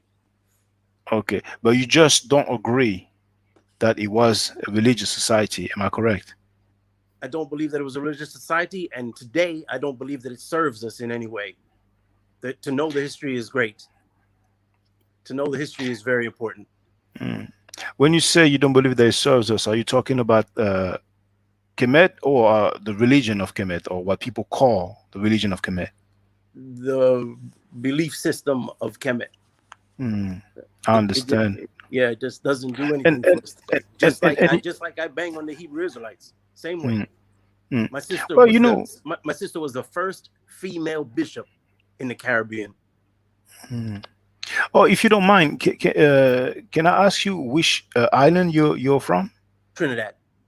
Oh, Trinidad. Okay, yeah. The patois is very close to the Jamaican patois, and I mean, it's amazing how Nigerians, with some of their native tongue, it sounds so much like the patois that is spoken in Jamaica and ultimately in Trinidad. But for the people who, like yourself, don't go don't go for the religious aspect or the spiritual aspect, we still have the history, we still have the culture as a whole. So you're under no obligation to follow or revere any of the gods or neteru of Kemet, but we It's still great. have the society. It's important for us to let our children know, to teach our children the true history, where you can have a pyramid, the small stones are 2 tons, the large stones are 22 tons. They're put together with no mortar, and you cannot put a credit card between two of them. And we still Oh, cannot replicate that. some This is say Yeah. important to know. some say you cannot even put a razor blade between. This is important for us to know. Things like this, just an True. example of things that we need to know. But don't Yeah. look to leave your Baptist church or your AME church to latch on to Kemet. Don't let these new Kemetic priests, these leaders of these shrines of Ma'at popping up all over the country, don't let them become the next great Baptist preacher passing a collection plate. These things are not serving our community. Well, brother, are you saying that people that are Christians should stay Christians? No. They should drop their Christianity too. Oh, okay. Got you. So Yeah, so yeah, good. yeah. Because first of all, I want to say peace to the sister. She broke it down. She broke it down beautifully, and she was on point. Um, But And she's still here actually, so I think she oh can yes, hear us. yes, peace, sister Lisa NYC. Yes, I definitely respect that. Um, but yeah, now your thing is okay. Now I'm getting where you're coming from. Your thing is atheism. Okay, and what you also have to understand is, okay, not everybody who's in a Kemetic movement, are religious. Because at the end of the day, it's all about putting ourselves back in the historical picture. Because there are those who've been trying to take us out the picture. For some of us, it's all about the gods and the fall, being a priest and and all. But some of us, we just love the history, Sure. and we love the and we love the the lifestyle, the way of life, the dress, Understood. yeah, in the customs, So I mean, not everybody who follows Kemet, is not, walking around saying, we, are doing the same thing. In other words, doing the same thing as Jabari is doing. Some people that's less important to them. If it's important to you, then go ahead and do your thing and defend the stand on stand on your craft and defend your stance. And that's what Jabari's been doing. I'm no, and I'm pretty sure Jabari can break it down better than any one of us can. When it comes to that. And but my thing is the history, the geography, and that's what it's all about. Putting ourselves back in the picture. That's our main what our main fight is against the race, telling the truth about the race of the ancient Egyptians. And Yes. Yes. The and whitewashing of Kemet. The whitewashing of yes, Kemet. Yeah, I yes, understand. exactly, yes, and putting Egypt back in Africa. Because you had the Bible. The Bible tried to take Egypt out of Africa, and people Sure, try of to course. actually take the Bible literally, and when you take it literally, then you would try to agree with the Bible and also try to take it out of Africa, but and this whole thing started with the Bible, trying to take Egypt out of Africa with the Ham, Shem, and Japheth story, and but the Bible try to say that Ham was a man, but history says that Ham was the land of Africa, but that's what the Bible do. The Bible the Bible reverses history. That's why history seems to always disagree with the Bible. And but yeah, but I just wanted to say that for some of us, it's all about the historical part. It's all about putting ourselves back in the picture, and telling the truth about what's been lied about, and that's that's what it's all about for me, because this was a great civilization. It is the birth of all religions, and some people are still in doubt of that, when you take a look at the primary sources in the real history, you will see that it is the birth of all religions, and but yeah, now I understand where you're coming from, but yeah, I Please, just wanted to say that. And please, and I want you to. I want you to all understand that I have love for what it is that you're doing. I came in because I don't want you to feel offended because Brother Garfield said what he said. I know I'm not apologizing for him, but I feel like like he stepped on some people's toes, and you shouldn't feel that way because he bangs on everybody. So um, I'm not going to take up more of your time. I'm thankful for that you gave me the time to speak. If you get a chance, look for my channel on YouTube. I just started it, just like my name here, below above, and go there and you can see more of where I'm coming from. And and I'll leave you with this last thing. Atheism is not about a belief at all, as she said. thank you very much, below above, for calling in, and you're always welcome to call again. Now, we have Mr. Sharp, and then we will have Arit Maat. So, Mr. Sharp, welcome. Feel free to speak, brother. Hey, how you guys doing? Yeah, I guess I Uh, just want to talk. Maybe I know he just left, but I wanted to ask him, like, you know, um, he was saying that I guess it does nothing for our people to move away from the Baptist church or move away from Christianity and to like, you know, just African spirituality. But like Radio One was saying, man, I mean, a lot of the a lot of what's in the Bible, you know, is falsified. You know, there's just a lot of evidence. I mean, I don't know if like I know the sister was on before and she was talking about, you know, I guess the like Judas and the 12 disciples, but I know like and you can like my knowledge on this is, you know, I'm still just kind of learning, but you can correct me if I'm wrong, Shaka. But I know that you know, with the Kemetic spirituality, you know, Christ was actually wasn't really a person. It's just like a metaphor for, and a lot of the gospels it's just a metaphor for like what humans have to go through in life when they get you know, disconnected from God. Your spirit gets disconnected from God, and when you reach enlightenment, that represents your reconnection, and that's supposed to, and I guess, you know, all the disciples are supposed to represent like all the different like trials and tribulations that, you know, we go through and everything, and those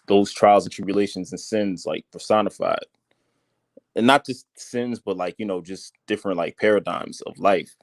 And when we reach enlightenment, we get connected to, you know, God again. So I mean, my whole point, I guess, was you know, I just felt like I just feel like for our people, you know, it's been way more beneficial for us to step away from the Abrahamic religious system, because you know, these were systems put in place to justify you know, just the unfair treatment and the unjust treatment of our people. And by adhering to those religions, I mean those religious paradigms, we're kind of subconsciously buying into a sort of a I guess, you know, just the self-hate, honestly,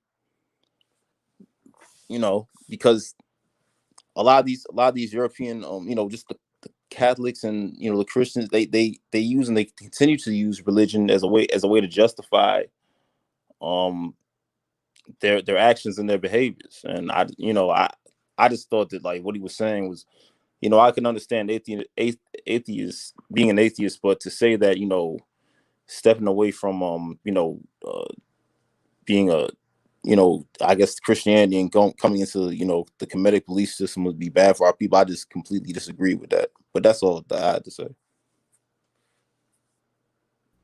Yes, thank you, Mr. Sharp.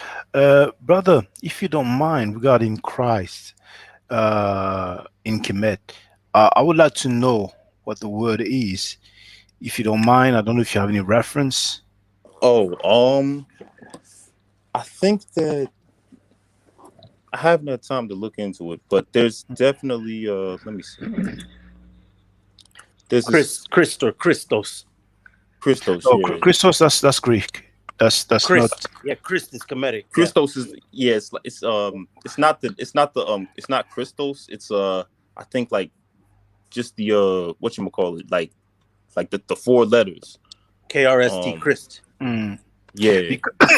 I'm sorry, because well, Ashwa Kwezi talked about Kares and, you know, try to make a correlation with Christ, but there's some Kares that I came across, and he dealt with like coffin, you know, and Mm. really Christos is just a Greek for Messiah, you know. That's what, or and Messiah, some people translate it that anointed one, but it's merely that. But I don't share that opinion that Okay. Christ, the term Christ or Christos, comes from the made nature. But I might be Right. wrong. I might be wrong. For example, in France, we have a lot of brothers and sisters who love to say that the continent was called Kama, because because in France the way they do is like when one guy claims something, if he's old enough, then everybody repeats what he said. And but we have a fair bit of people who say the continent was called Kama. I've never seen that on the glyph, you know. I, I, But yes, go ahead, brother.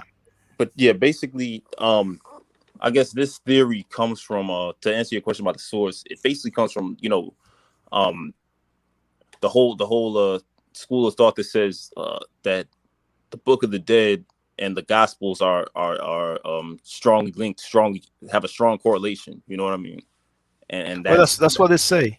That's what they mm, say. But there's been some cases that we can describe as or label plagiarism. But there were many Book of the Dead at the end of the day, or Paretem Heru, misnomer Book of the Dead. But right.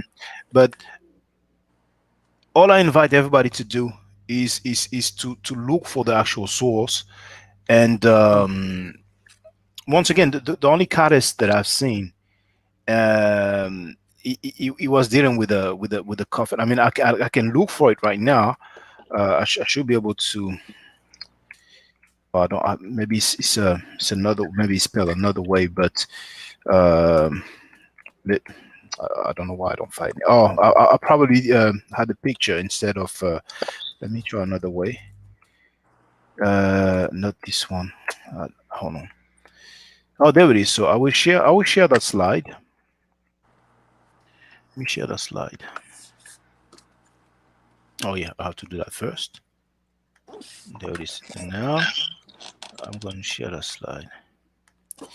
Okay, so it might be a little small on the screen, but the source is the book Egyptian Grammar by Gardiner, and we first have page 500, and here, okay, let me just use the pen and change the color to red. So here we have the ideogram or determinative. I kind of use those two interchangeably. Um, so this represents a coffin, and it says varies much in ideogram or determinative in, and this is cares. So we don't have the T there. You see? So for those who study the glyphs, this is the heel. So this is the like the Arabic kaf. This is the R, and this is the S, the folded cloth. This is the mouth. So that gives us cares, and the rest don't have any. Well, actually, my bad. This is the quail cheek that gives us the sound U. So we have caresu here. So here we have caresu, caresu, which is Oh. coffin.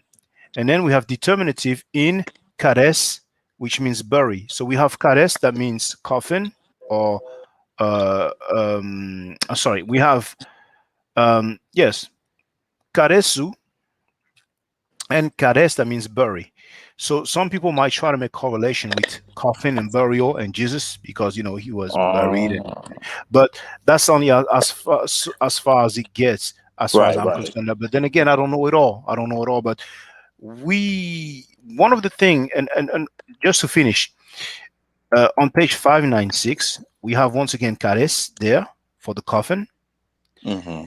We have bury, and we have careset, which stands for burial. Mm-hmm. You see? And caresu here, we are told, means coffin or sarcophagus. And between the coffin and the sarcophagus, there's not a huge gap. So the closest thing, cares, burial. So people need to explain to me how we go from burial to Jesus Christ. You see? Yeah, I mean, But yeah, but definitely. and this is not directed at you, brother, Mr. Oh Sharp. no, This no. is for everybody. Yes, because the thing that is the most often quoted regarding Kemet, it's the people who say that Jesus was born on December 25th and he had 12 disciples and so on. Uh, we can be sharper. We can be sharper, and I encourage people to always look for the source, to always look for references. Correct. But let me allow our sister Arit Ma'at to speak. Everybody can stay on. Sister Arit Ma'at, Hotep Senet ET. Hotepsin, do I? Um, yeah, I just want to ask a question. Um, when you break down the word Abraham, right, in the New Nature, can't you break that into three words? Ab means heart, right? Ra, which can denote God, right? And Ham.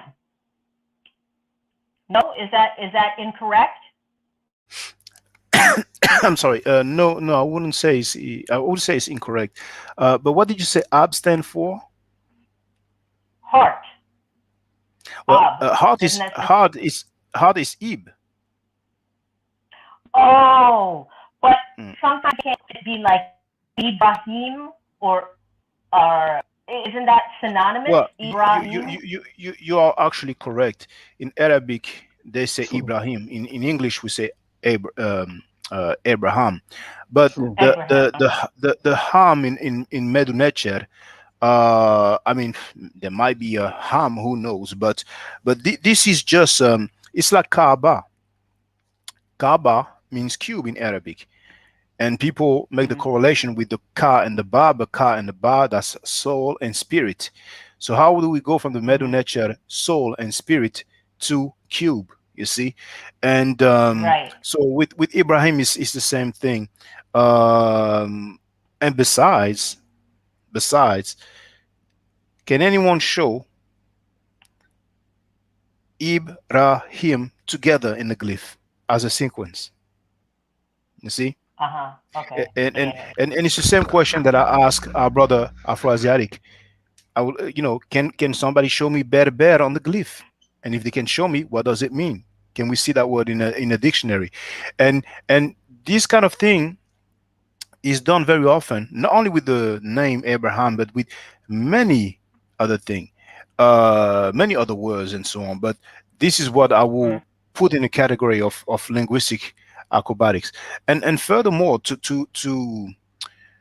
take it even further, now I'm not familiar with Hebrew, but once again, what we call Hebrew, I think in the Hebrew language they call it Ivri.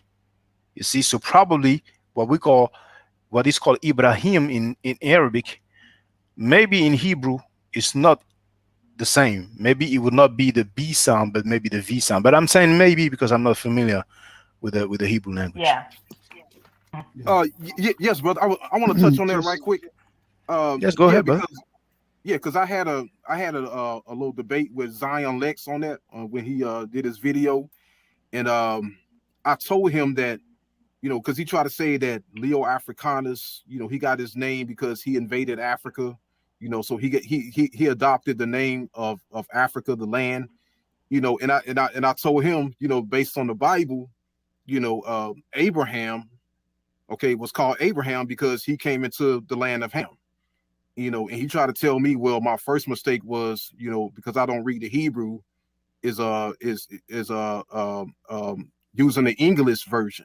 Okay, but I told him that his mistake was, for disregarding the whole word Ham, because the letter C is missing, and also Abraham is also the English word. So when it comes to Ham and Cam, okay, regardless if it's with the C or without the C, it's the same word. Okay, because the word you got to focus on is Ham, ham. Okay, because there are some people who have a first letter at their on their name, but still that they go by the name of the letters after that. Such as Lopita Nyong'o. She always correct people when she says no, not Napita Nyong'o, Pita Yango. Okay, because she's saying that that's her name. The when it starts with the letter Y. So yeah, so Ham and Cam is the same word. Whether if it's an Abraham, because we know, okay, and what Zion Lex failed to mention was Abram got the name Abraham after he came into the land of Ham. And that's but it's the same word if you ask me. yeah, yeah. But the radio one. Sorry, brother. After I let you go, I'm Sure. going to Go ahead, bro. let you interject, of course. What is it that Zion Lex was claiming regarding Abraham? Yeah, he tried to correct me on he's saying that because I don't speak the Hebrew, the first mistake I made was using the English word ham instead of the Hebrew word Cam. Okay, and Oh, I see. yeah, and I was telling him, that Abraham is also the English word, and we can't disregard Ham because it's missing the C, because the C is the first letter of the word, the but the main word is Ham, and that's what I was telling him, Ham and Cam, whether you take the C out or not, you're still gonna have Ham, and I was telling him that it's one and the same word. Oh, I see. And well, myself, Yeah, I don't really know what's the relationship between Cam and Ham from the Abraham, but for the record here, this is Encyclopedia Britannica, and with the word Abraham, now it might be a bit small on the screen, but the Hebrew uh, for Abraham is actually Avraham.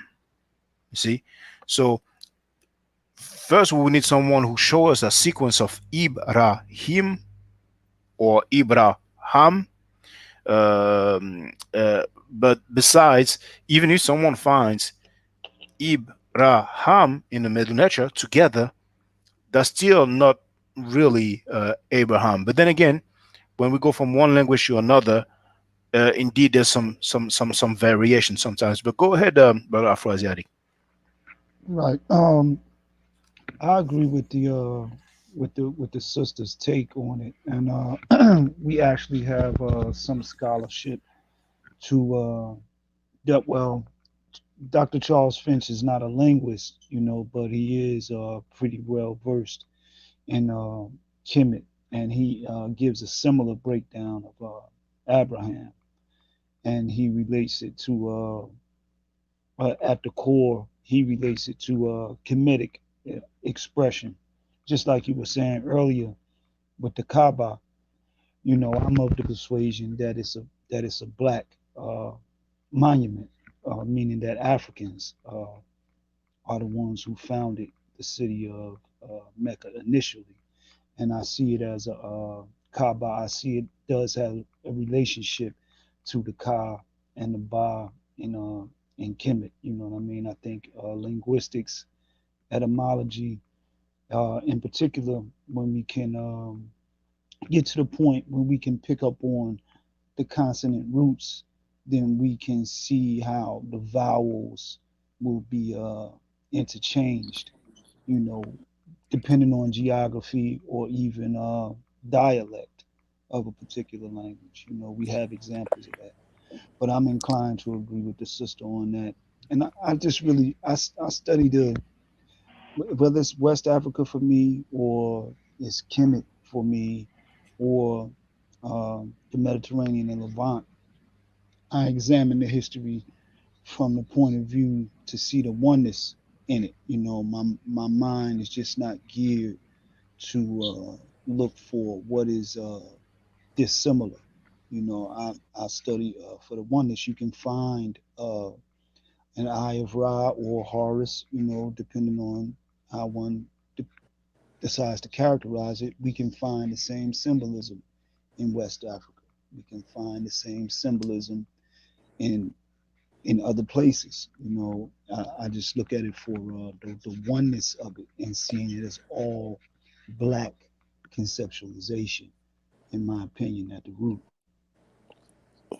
Oh, Brother, I have a please, question. just one. I just want to say, brother Afroasiatic, what I encourage you to do is to contact a linguist, from any university, and ask him if there's any correlation, in his opinion, between Kaaba and the Ka and the Ba from the Middle Nature.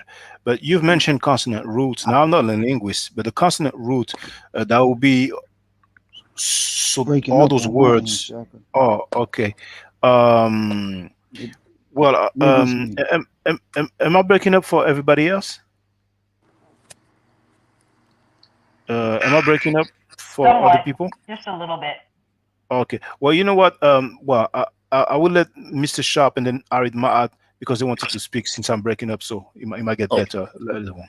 I just had like, well, first, I just want to, piggyback off what Asiatic said. I'm not I'm really interested in the language and everything, but I don't know too much about it. But I definitely I'm big on the history, and we know that way before, I'm pretty sure way before the time of Moses, or even before we know that before, I guess, the scholarly date of at the time of Moses.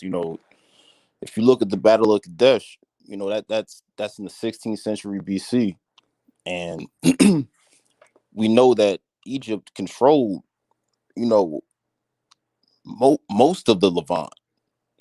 Um, Shortly after the Hyksos invasion, and they developed the chariots, and then leading up to I think the 16th century, they were actually fighting the Hittites, over the northern. I think Kadesh was located in the northern part of the Levant. But even after they that the end of that battle, I guess it was like a draw or something like that. They still controlled a lot of the Levant area. So for centuries.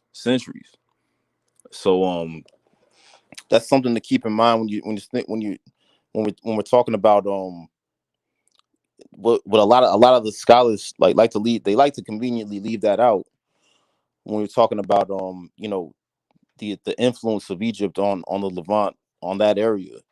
So it's definitely not out of the realm of possibilities. And also, I just want to ask Shaka, what would be a good what would you say would be a good I guess publication, or a good reproduction of what would you recommend as a good reproduction for the Book of the Forthcoming, or the Book of the Dead? What would you recommend? Well, just for the record, the Battle of Kadesh, that was after the Hyksos, if I'm not mistaken. But Yeah, right. Yeah, after it. yes, and there's this one that I like. It's very large, as you can see, if you compare it with my my top, my upper body part. And this is a translation by Faulkner, and we have the plates. I mean, there's some introduction and so on, but we have the plates that they were digital. I don't know what to say, but digitalized. They've worked. They work on the plate to make the colors, real nice. So you have the actual glyphs, which is just cursive, made in nature, and Oh. at the bottom you have the translation. So um, I guess I would say this one, it's quite nice. And in the middle you have I don't know where it is, but the page opening. I had another edition, and then something happened to it. So this one is like the 25th anniversary, I think it is. I think it's like the 20th or 25th anniversary edition. But yes, I guess this one. But um, the one from Burge with the hieroglyphic transcript. Now the translation, I would say, is outdated, but we do have the hieroglyphic transcript, and that can be helpful for those who study the Medu Neter. And so yes, I would say. I did not even say the name, but this one is called. Well, it says the Egyptian Book of the Dead, of course, and he also says the Book of Going Forth by Day, which is a direct translation of Peret M. Heru. But the translation is by Dr. Raymond O. Faulkner, and one of the editor, I think, is called his name is Dr. Ogden Goelet, Ogden Goelet. But the easiest, really, if anybody type in Book of Coming Forth by Day or Book of the Dead, if they see that cover, they will recognize it. That will be the one. There is another version, because once again, this is like the 20th anniversary or 25th anniversary. But there's a previous. Yes, it's 20th anniversary. That's what it is. So there is another one with a different cover, and the only difference is that you just have less. Because besides the translation of the Peretem Heru, you have some additional stuff, but I haven't really read it all yet. And now, Sister Aritma, I think you wanted to ask a question. You wanted to say something. Feel free, Sister. Yeah, I just wanted to say that for our people, in terms of Abrahamic religions, I think what is absolutely is taking certainly the Bible as literal, and the stories in there are just that. They're it is not a history book. It is not meant to take the story like the ark and snake talking person. I mean, if you use your beating for a second, No, that's clear allegory. That's allegory. You're gonna realize, okay, this cannot be taken literally. But I think the way it's been manipulated for the oppressor, they had to do what they felt they had to do to keep control of the oppressed. But unless you come out of that and look at it for what it is, instead of you're not in the forest for the trees because you're caught in it. You're in La La Land, and it's that. But this is relating to what I was actually asked: is how did a follower of Kemet become? How does Kemet become equated with a religion? I've never thought it that way. Where did we get that correlation? Because that doesn't make any sense to me. I don't think of Kemet as a religion or following a religion. He just manufactured it, in my opinion. He manufactured that. Most people, that I know as well, people don't look at it like a religion in my opinion. I just think that was a crafty way to deflect, away from a lot of the inflammatory remarks, that have actually been made, by, said individual at certain times, on his platform. It was just deflection, in my opinion, to deflect from those facts that he has spoken, very inflammatory and, very kind of a nasty way about Kemet, to be quite frank. And yes, go ahead, sister. Go ahead, sister. No, I was just saying I didn't understand that portion that was making. I agree with Aphorasia. I felt it was a deflective tool, which he did in the conversation, but that's just my opinion. And we have Brother Hassan who's joined us. So welcome, Brother Hassan. How you doing, brother? I'm doing well. I don't want to take up too much time because there's so many other panelists here. I just wanted to go back to the conversation on whether the ancient Egyptians were religious or not. I think there are people who have a whole number of opinions about ancient Egypt, right? Some will tell you that they were actually white people, right? That the dynastic race theory is true. Some will tell you that they looked like Middle Easterns, right? There's a whole bunch of theories, but the question is does this scholar have the evidence to back it up? And if we look for ourselves and observe for ourselves, what can we perceive to be true, or what can we substantiate? And the ancient Egyptians built pyramids because they thought pharaohs would use pyramids to get to the heavens, right? They would decide to take certain organs outside of the body, one, because it was good for preserving them, right? But they kept in the heart because they thought the heart would be weighed against a feather. And you could think about the allegorical or whatever, but they certainly believed in the hereafter. They certainly believed that there were supernatural forces. They believed that they could impact those supernatural forces through ritual. They were extremely ritualistic people. There's so many festivals, and when you hear about them, like the Opit Festival or the Festival of the Beautiful Valley, they really thought, and a lot of African cultures, that they could connect with their ancestors, right? They had this one festival where they would get drunk, and because they're drunk, because they're in an altered state of consciousness, they'd sleep on a grave, and they thought that would bring them closer to their departed and sort of their dead. So that sort of aspect of ancient Egyptian culture is almost undeniable, that they believed in things which would be considered fantasy are unicorns or pink unicorns or whatever you said in like the mind of an atheist. But when it comes to just the subject, we have like someone who I think is a Muslim here. We have people who don't necessarily identify with the religion. I don't know what religion Shaka is. I don't know if he has a religion. I don't have a religion. And so, like Sister Eric Maat is saying, is like this is something that brings a lot of Black people who have sort of seen the trauma and the ugliness of like Abrahamic faiths and what the people who, you know, spread those religions have done out in that world. And it's like a space for those people, regardless of the religion, to talk about something that like unites us because we don't have that culture. So when someone like Garfield is like just like, oh, screw that all, like let's just throw that in the trash, they're just saying like what else, what are we supposed to do? Like is there nothing that we can have that sort of connects us?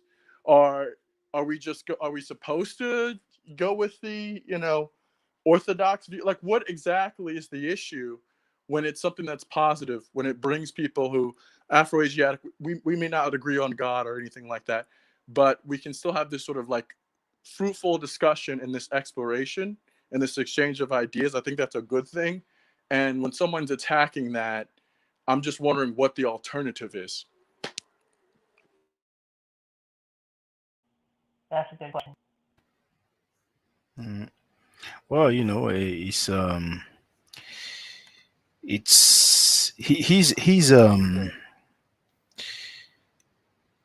overall speech, his overall statement is so different from what I've heard before. And I read a comment earlier. Maybe the competition with somebody turned into something else, and maybe, and I cannot speak for him. I'm not in his mind, but um, maybe some statements were meant to be directed at a particular person, but instead of that, it was directed. It was like generalized, or maybe we felt it that way. Maybe it was an issue of how he articulated himself. But at the end of the day, we had the discussion, and it's true what Hassan said. We are different kind of people, and I understand when it comes to the religion, but like Brother Radio once said, there's some for everybody. People who don't consider themselves religious, there is a story there. There is the culture. There is the mathematics. There is also the medicine. So there's some for everybody. There's a lot of science. Nobody can deny that. But I think, brothers and sisters, I'm going to put an end to the live stream because it's midnight here in France, and I have to work tomorrow morning. So I will make the roll call. So I'll let everybody make their closing remarks. Now, what I will do, I will let the sister make her closing remarks last, and before him, uh, okay, I think I will go anti-clockwise. That's what I will do. Well, actually, clockwise, but I will let the sister go last. So, um, below, above, please feel free to make your closing remarks if you have any. No, I don't. I don't, except for the last gentleman that spoke. You can find Dr. Ben's remarks towards your statement very easily. Just look for belief versus knowledge on YouTube. Okay, thank you. Now, Brother Hassan, please feel free to make your closing remarks if you have any. Have a good night, everyone. I've enjoyed the discussion. Thank you. Thank you. Now, Brother Afro-Asiatic, please feel free to make your closing remarks if you have any. Yeah, I agree with the brother Hassan.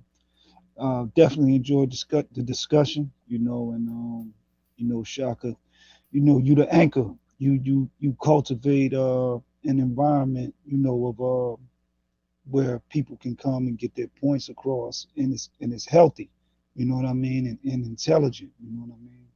So that's the main thing, you know what I mean. It's a beautiful thing, brother. Salutes to you, salutes to the platform. Peace and blessings to you and your family. Peace and blessings to the panel.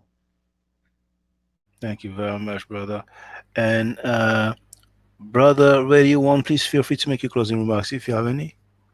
Oh yes, yes, yes. I just want to say, I want to first congratulate you on this interview.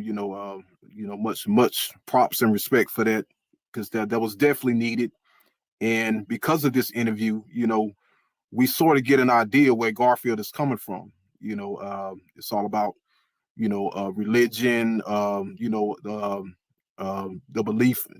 belief in gods, and it has very little to do with history, in historical records and sources, because the same historical records that connects Egypt with West Africa, he used those same sources to prove his Jesus theory. Okay, and I just want to point that out. And yeah, definitely a good look. Brother Garfield, he just needs to open up his mind and hear others out. Because there are a lot of us out here, who have knowledge. The world is listening. This goes beyond Garfield. This goes beyond Sarnetter. You know, the whole world is listening, and the truth is coming out.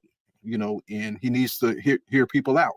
And maybe when our platforms grow, he will invite us on his show as scholars, as someone's significant. But we are growing, and the truth is coming out. And I just want to say peace and hotep to all the panel, and peace to you, Shaka. And I'm out. Thank you, brother Radio One. Now, Mr. Sharp, please feel free to make your closing remarks if you have any. Yeah, uh, peace and blessings to everybody on the panel. And just definitely what piggyback of what Radio One says. Um, even the history. I don't know what Garfield said, but you know, I guess even my through my study of history, I guess that's where I kind of went away from the Abrahamic religion and the whole Jesus theory. And on that note, I'm definitely gonna take your book recommendation, Shaka. I'm gonna read up on, definitely when I get the time, read up on the Book of the Dead, and or the Book of the Forthcoming. And I definitely want to try to make those links to maybe the Gospels, and see if there's any link, or and then maybe next live stream, you can let me know if you found any. But yeah, other than that, peace and blessings to everybody, and stay safe, stay healthy. Thank you, brother. But um, the Peretem Heru of Ani, those are like uh, I've used the word spell in the video Kemet in my art, but it's it's not really easy to understand. I think if someone reads about Kemet or learns the Medu nature, then he will be familiar with some particular terms, because some things are repetitive. You have different formulas, so it will be a lot different than reading the Bible. Actually, he will Right. be more like reading the Quran, because the Quran, people who study how the Quran came about, they will understand how some different parts disappeared. It's not even in chronological order, and some verses, are no longer there. Even in the Sunnah and the Hadith, we are told about verses that were abrogated. I don't know if that's the English word. Some verses were lost. Mhm. So there's not necessarily a chronological or logical order. We just have sentences like that, and that's how the Peritemere of Ani might appear to some people. So I don't want people to expect to read something that will give them so much insight, and Mhm. so I mean, I guess, but then again, that's for people who are interested with the language. But there's that one that is very good, very well made, you know. So if people are interested in learning it, but not only they will learn the language, but they will understand also why you have certain formulas. I mean, I think it's a good one, But then again, I'm not trying to deter people from getting that book of the the better than hero of Ani. But I just want to put that out there, because some people might be disappointed. They might think, okay, I've heard about the Book of the Dead for so long. I'm gonna get it. I'm gonna read it, and they might be disappointed because they had some particular expectations. So, Sister Arit Maat, please feel free to make your closing remarks if you have any. Yeah, I just want to say, Shaka, it's great that you had that discussion with Garfield. Hopefully, it'll lead to more discussions like this where it's you're not attacking each other and getting defensive and it becoming a pissing contest. So I tend to stay away from those types of things, but after this, I warm up to it a little bit more. So this will lead to better things to come, and for there to be for like-minded people to discuss how they feel and think and why they feel and think the way they do. So it's just nice to bump heads with brothers such as yourselves on the panel, and of course you, Shaka. By the way, I did that hieroglyph book that you were talking about, that you were just holding up, so I'm looking forward to digging into that. Maybe at some point, we can share our thoughts or ideas about it. I hope everyone is well. Uja Seneb. Dua Senet, I mean, you was breaking up a bit on my end. I might get a chance to listen once the download is finished. But thank you very much, Senet. Thank you very much. Now, brothers and sisters, thank you very much. It was very kind. I want to thank Sister MCT because, yes, MCT, she did make a donation. And I'm glad to know that you can even make a 99 cents donation. So basically, it's $1. Because for everybody else, remember your brother, even if the video has already been uploaded, I think you can still make a donation via the super chat or super sticker.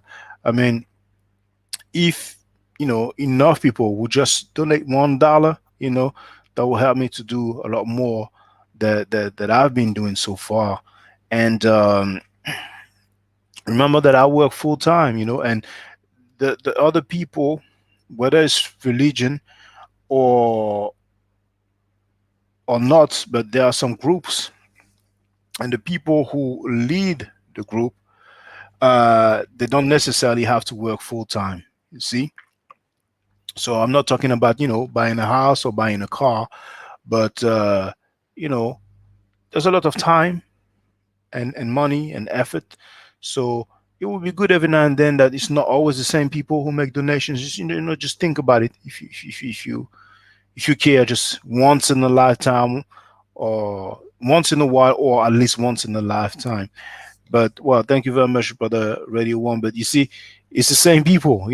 he he's making donation on a regular basis. We have someone never did, but anyway, it is what it is. The message has been shared. So also, brothers and sisters, there's a video called Kemet and Ma'at, and really, if you haven't seen it, I really recommend that you do, because it's the work that I am the most proud of, and I'm going to share it now. Some of you might not know what Kemet is all about, and this is just an introduction. I mean, the original title was Introduction to Kemet.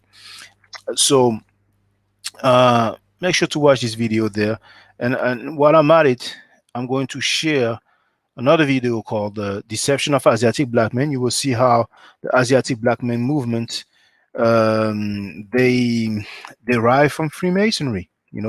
The fathers of the Asiatic Black men are two white men, two white Americans. And for those who are interested with Medu Nature lessons, then here is the the flyer. I'm getting tired. So thank you very much for tuning in. And I will say once again, thank you, Garfield, for coming in. It was a nice discussion, and you didn't have to come, and you came, and it was very cordial. I wasn't expecting it to go that smooth. So I'm quite satisfied. I'm definitely satisfied about this discussion that we had. So remember, brothers and sisters, you don't have to follow Kemet. You don't even have to like Kemet. But if you don't mind, try not to be too harsh uh, and not necessarily towards Kemet, because I mean, if you talk bad about the country, that's one thing, but the people who follow Kemet or who try to follow Kemet, and at the end of the day, a lot of people leave the Abrahamic belief system and they look for something, or they are attracted to something, but they might not have the the appropriate source. They might come across the people who will tell them anything and everything, you see, so they will not necessarily be familiar with method, methodology, and so on. So sometimes you can cut people some slack, what I'm saying, because they don't mean bad, they mean good, and when you're new into something, then you just happen to believe what the people who were in that thing for a long time say, or people who are considered to be elders, people who are a certain age. But sometimes the elders, they share inaccurate information. So you know, even if someone doesn't like Kemet, you don't have to bang on it. You don't have to disrespect it. You know what I'm saying? Like I mean, you see, Garfield mentioned Wesley Muhammad, and the reason why I addressed Wesley Muhammad is because of this. Listen up.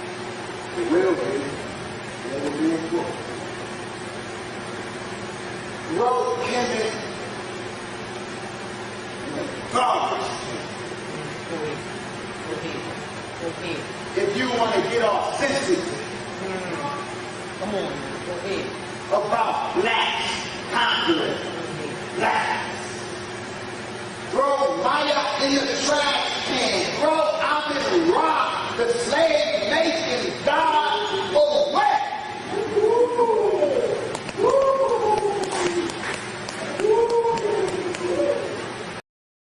So when I heard that, that's when I stood up to the homie, and I was a bit, my demeanor was not the same as it is now. I was younger. That's like 2011, I think. So, so I went at him. He challenged me to a debate publicly. I accepted, and then he backed down. It is what it is. But Garfield didn't go that far. But because I felt like it was consistent and on a regular basis, and that's why I ultimately addressed Garfield. But when Wesley said that, years back, I couldn't let that slide. That was just too much for me, and it's not necessary. I mean, I don't agree with the NOI. I don't agree with other belief systems, but I don't go that far. I mean, I don't feel like it's necessary or helpful. But it is what it is. I mean, that's life. We live and we learn, we grow. So once again, you don't have to like Kemet, you don't have to follow Kemet, but at the same time, you don't have to, um, say so many derogatories. And I'm talking about people in general. I'm not addressing one person, I'm talking to people in general, whoever you are, you don't like Kemet, it is what it is. But now, if you really want to talk sideways or talk smack about Kemet, then be fair and do the same thing with the other belief systems, you know. But if you don't, and you keep talking about Kemet all the time, I'm like, hey, what's going on? But hey, it is what it is. So, thank you very much, brothers and sisters. Stay safe, stay healthy, and if I'm allowed to, by the Necheru, I would definitely holler back at you. Hotep. Now, for the record, for those who don't know, I'm giving middle nature classes, and here, that's the flyer. Okay, so those who are interested, feel free to holler at me. If you're not interested, it's cool, but I recommend that everybody who has not yet seen the video Kemet and Ma'at before Judaism, Christianity, and Islam, then watch it. It has about 300,000 views and really deserves to have a lot more. I just want to let everyone know who's listening in now and who's going to listen to this stream in the future. I just had my first Meta Nature class by Brother Shaka today, and I've had other Meta Nature lessons by other teachers, and I can tell you right now, the brother is the best in the game. He is that was one of the best classes I've ever had, ever. So if you're interested in learning the meta nature, if you're interested in getting the basics of it, Brother Shaka is an awesome teacher. Get with him, and it's extremely affordable. This brother is giving us his time and his skills, and he's basically giving it away. I mean, I just consider it a donation. You know what I'm saying? So if anybody's interested in learning the meta nature, get with this brother right here. He's an awesome, awesome, awesome teacher. And I'll end with that. Hotep Senu, Hena Senut. This is Julie, also known as Servant of Yah, and I'm currently taking the Medu Neture classes with Brother Shaka, and it has been an amazing experience. Only 2 lessons so far, and I feel like I've been taking the classes for months, just with the how in depth he goes into the vocabulary words, the construction of the language, the grammar.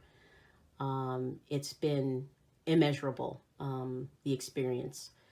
And one thing that comes across, hands down, is his extreme passion for teaching this to anyone who is willing to learn and has an interest in learning. So I highly suggest, if you are interested, even a minimal interest, that you subscribe to the classes with Brother Shaka. It's such a nominal amount for how much you get. I know, like, our last class was over 2.5 hours. It felt like 2 minutes, but because that's how, involved you are in what he's teaching and how he teaches and how compassionate he is about what he teaches. Also with sharing materials free of charge, no question, no doubt. It's just what he does. He doesn't have to, but he does. And so I just wanted to give a short testimonial about the class and the effectiveness of the class. And all of that is attested to how studied Brother Shaka is. So I highly recommend anyone with a minimal interest that you do sign up for the Medu Neture class. Hotep. Don't forget to subscribe to my channel, which is Maatforever. Don't forget to watch the video entitled Kemet and Maat. Don't forget to share Kemet and Maat on my channel on Twitter, Facebook, Instagram, WhatsApp, or other social media that you use. Email, text messages, you name it. Those who wish to donate can do so on paypal.me/Maatforever.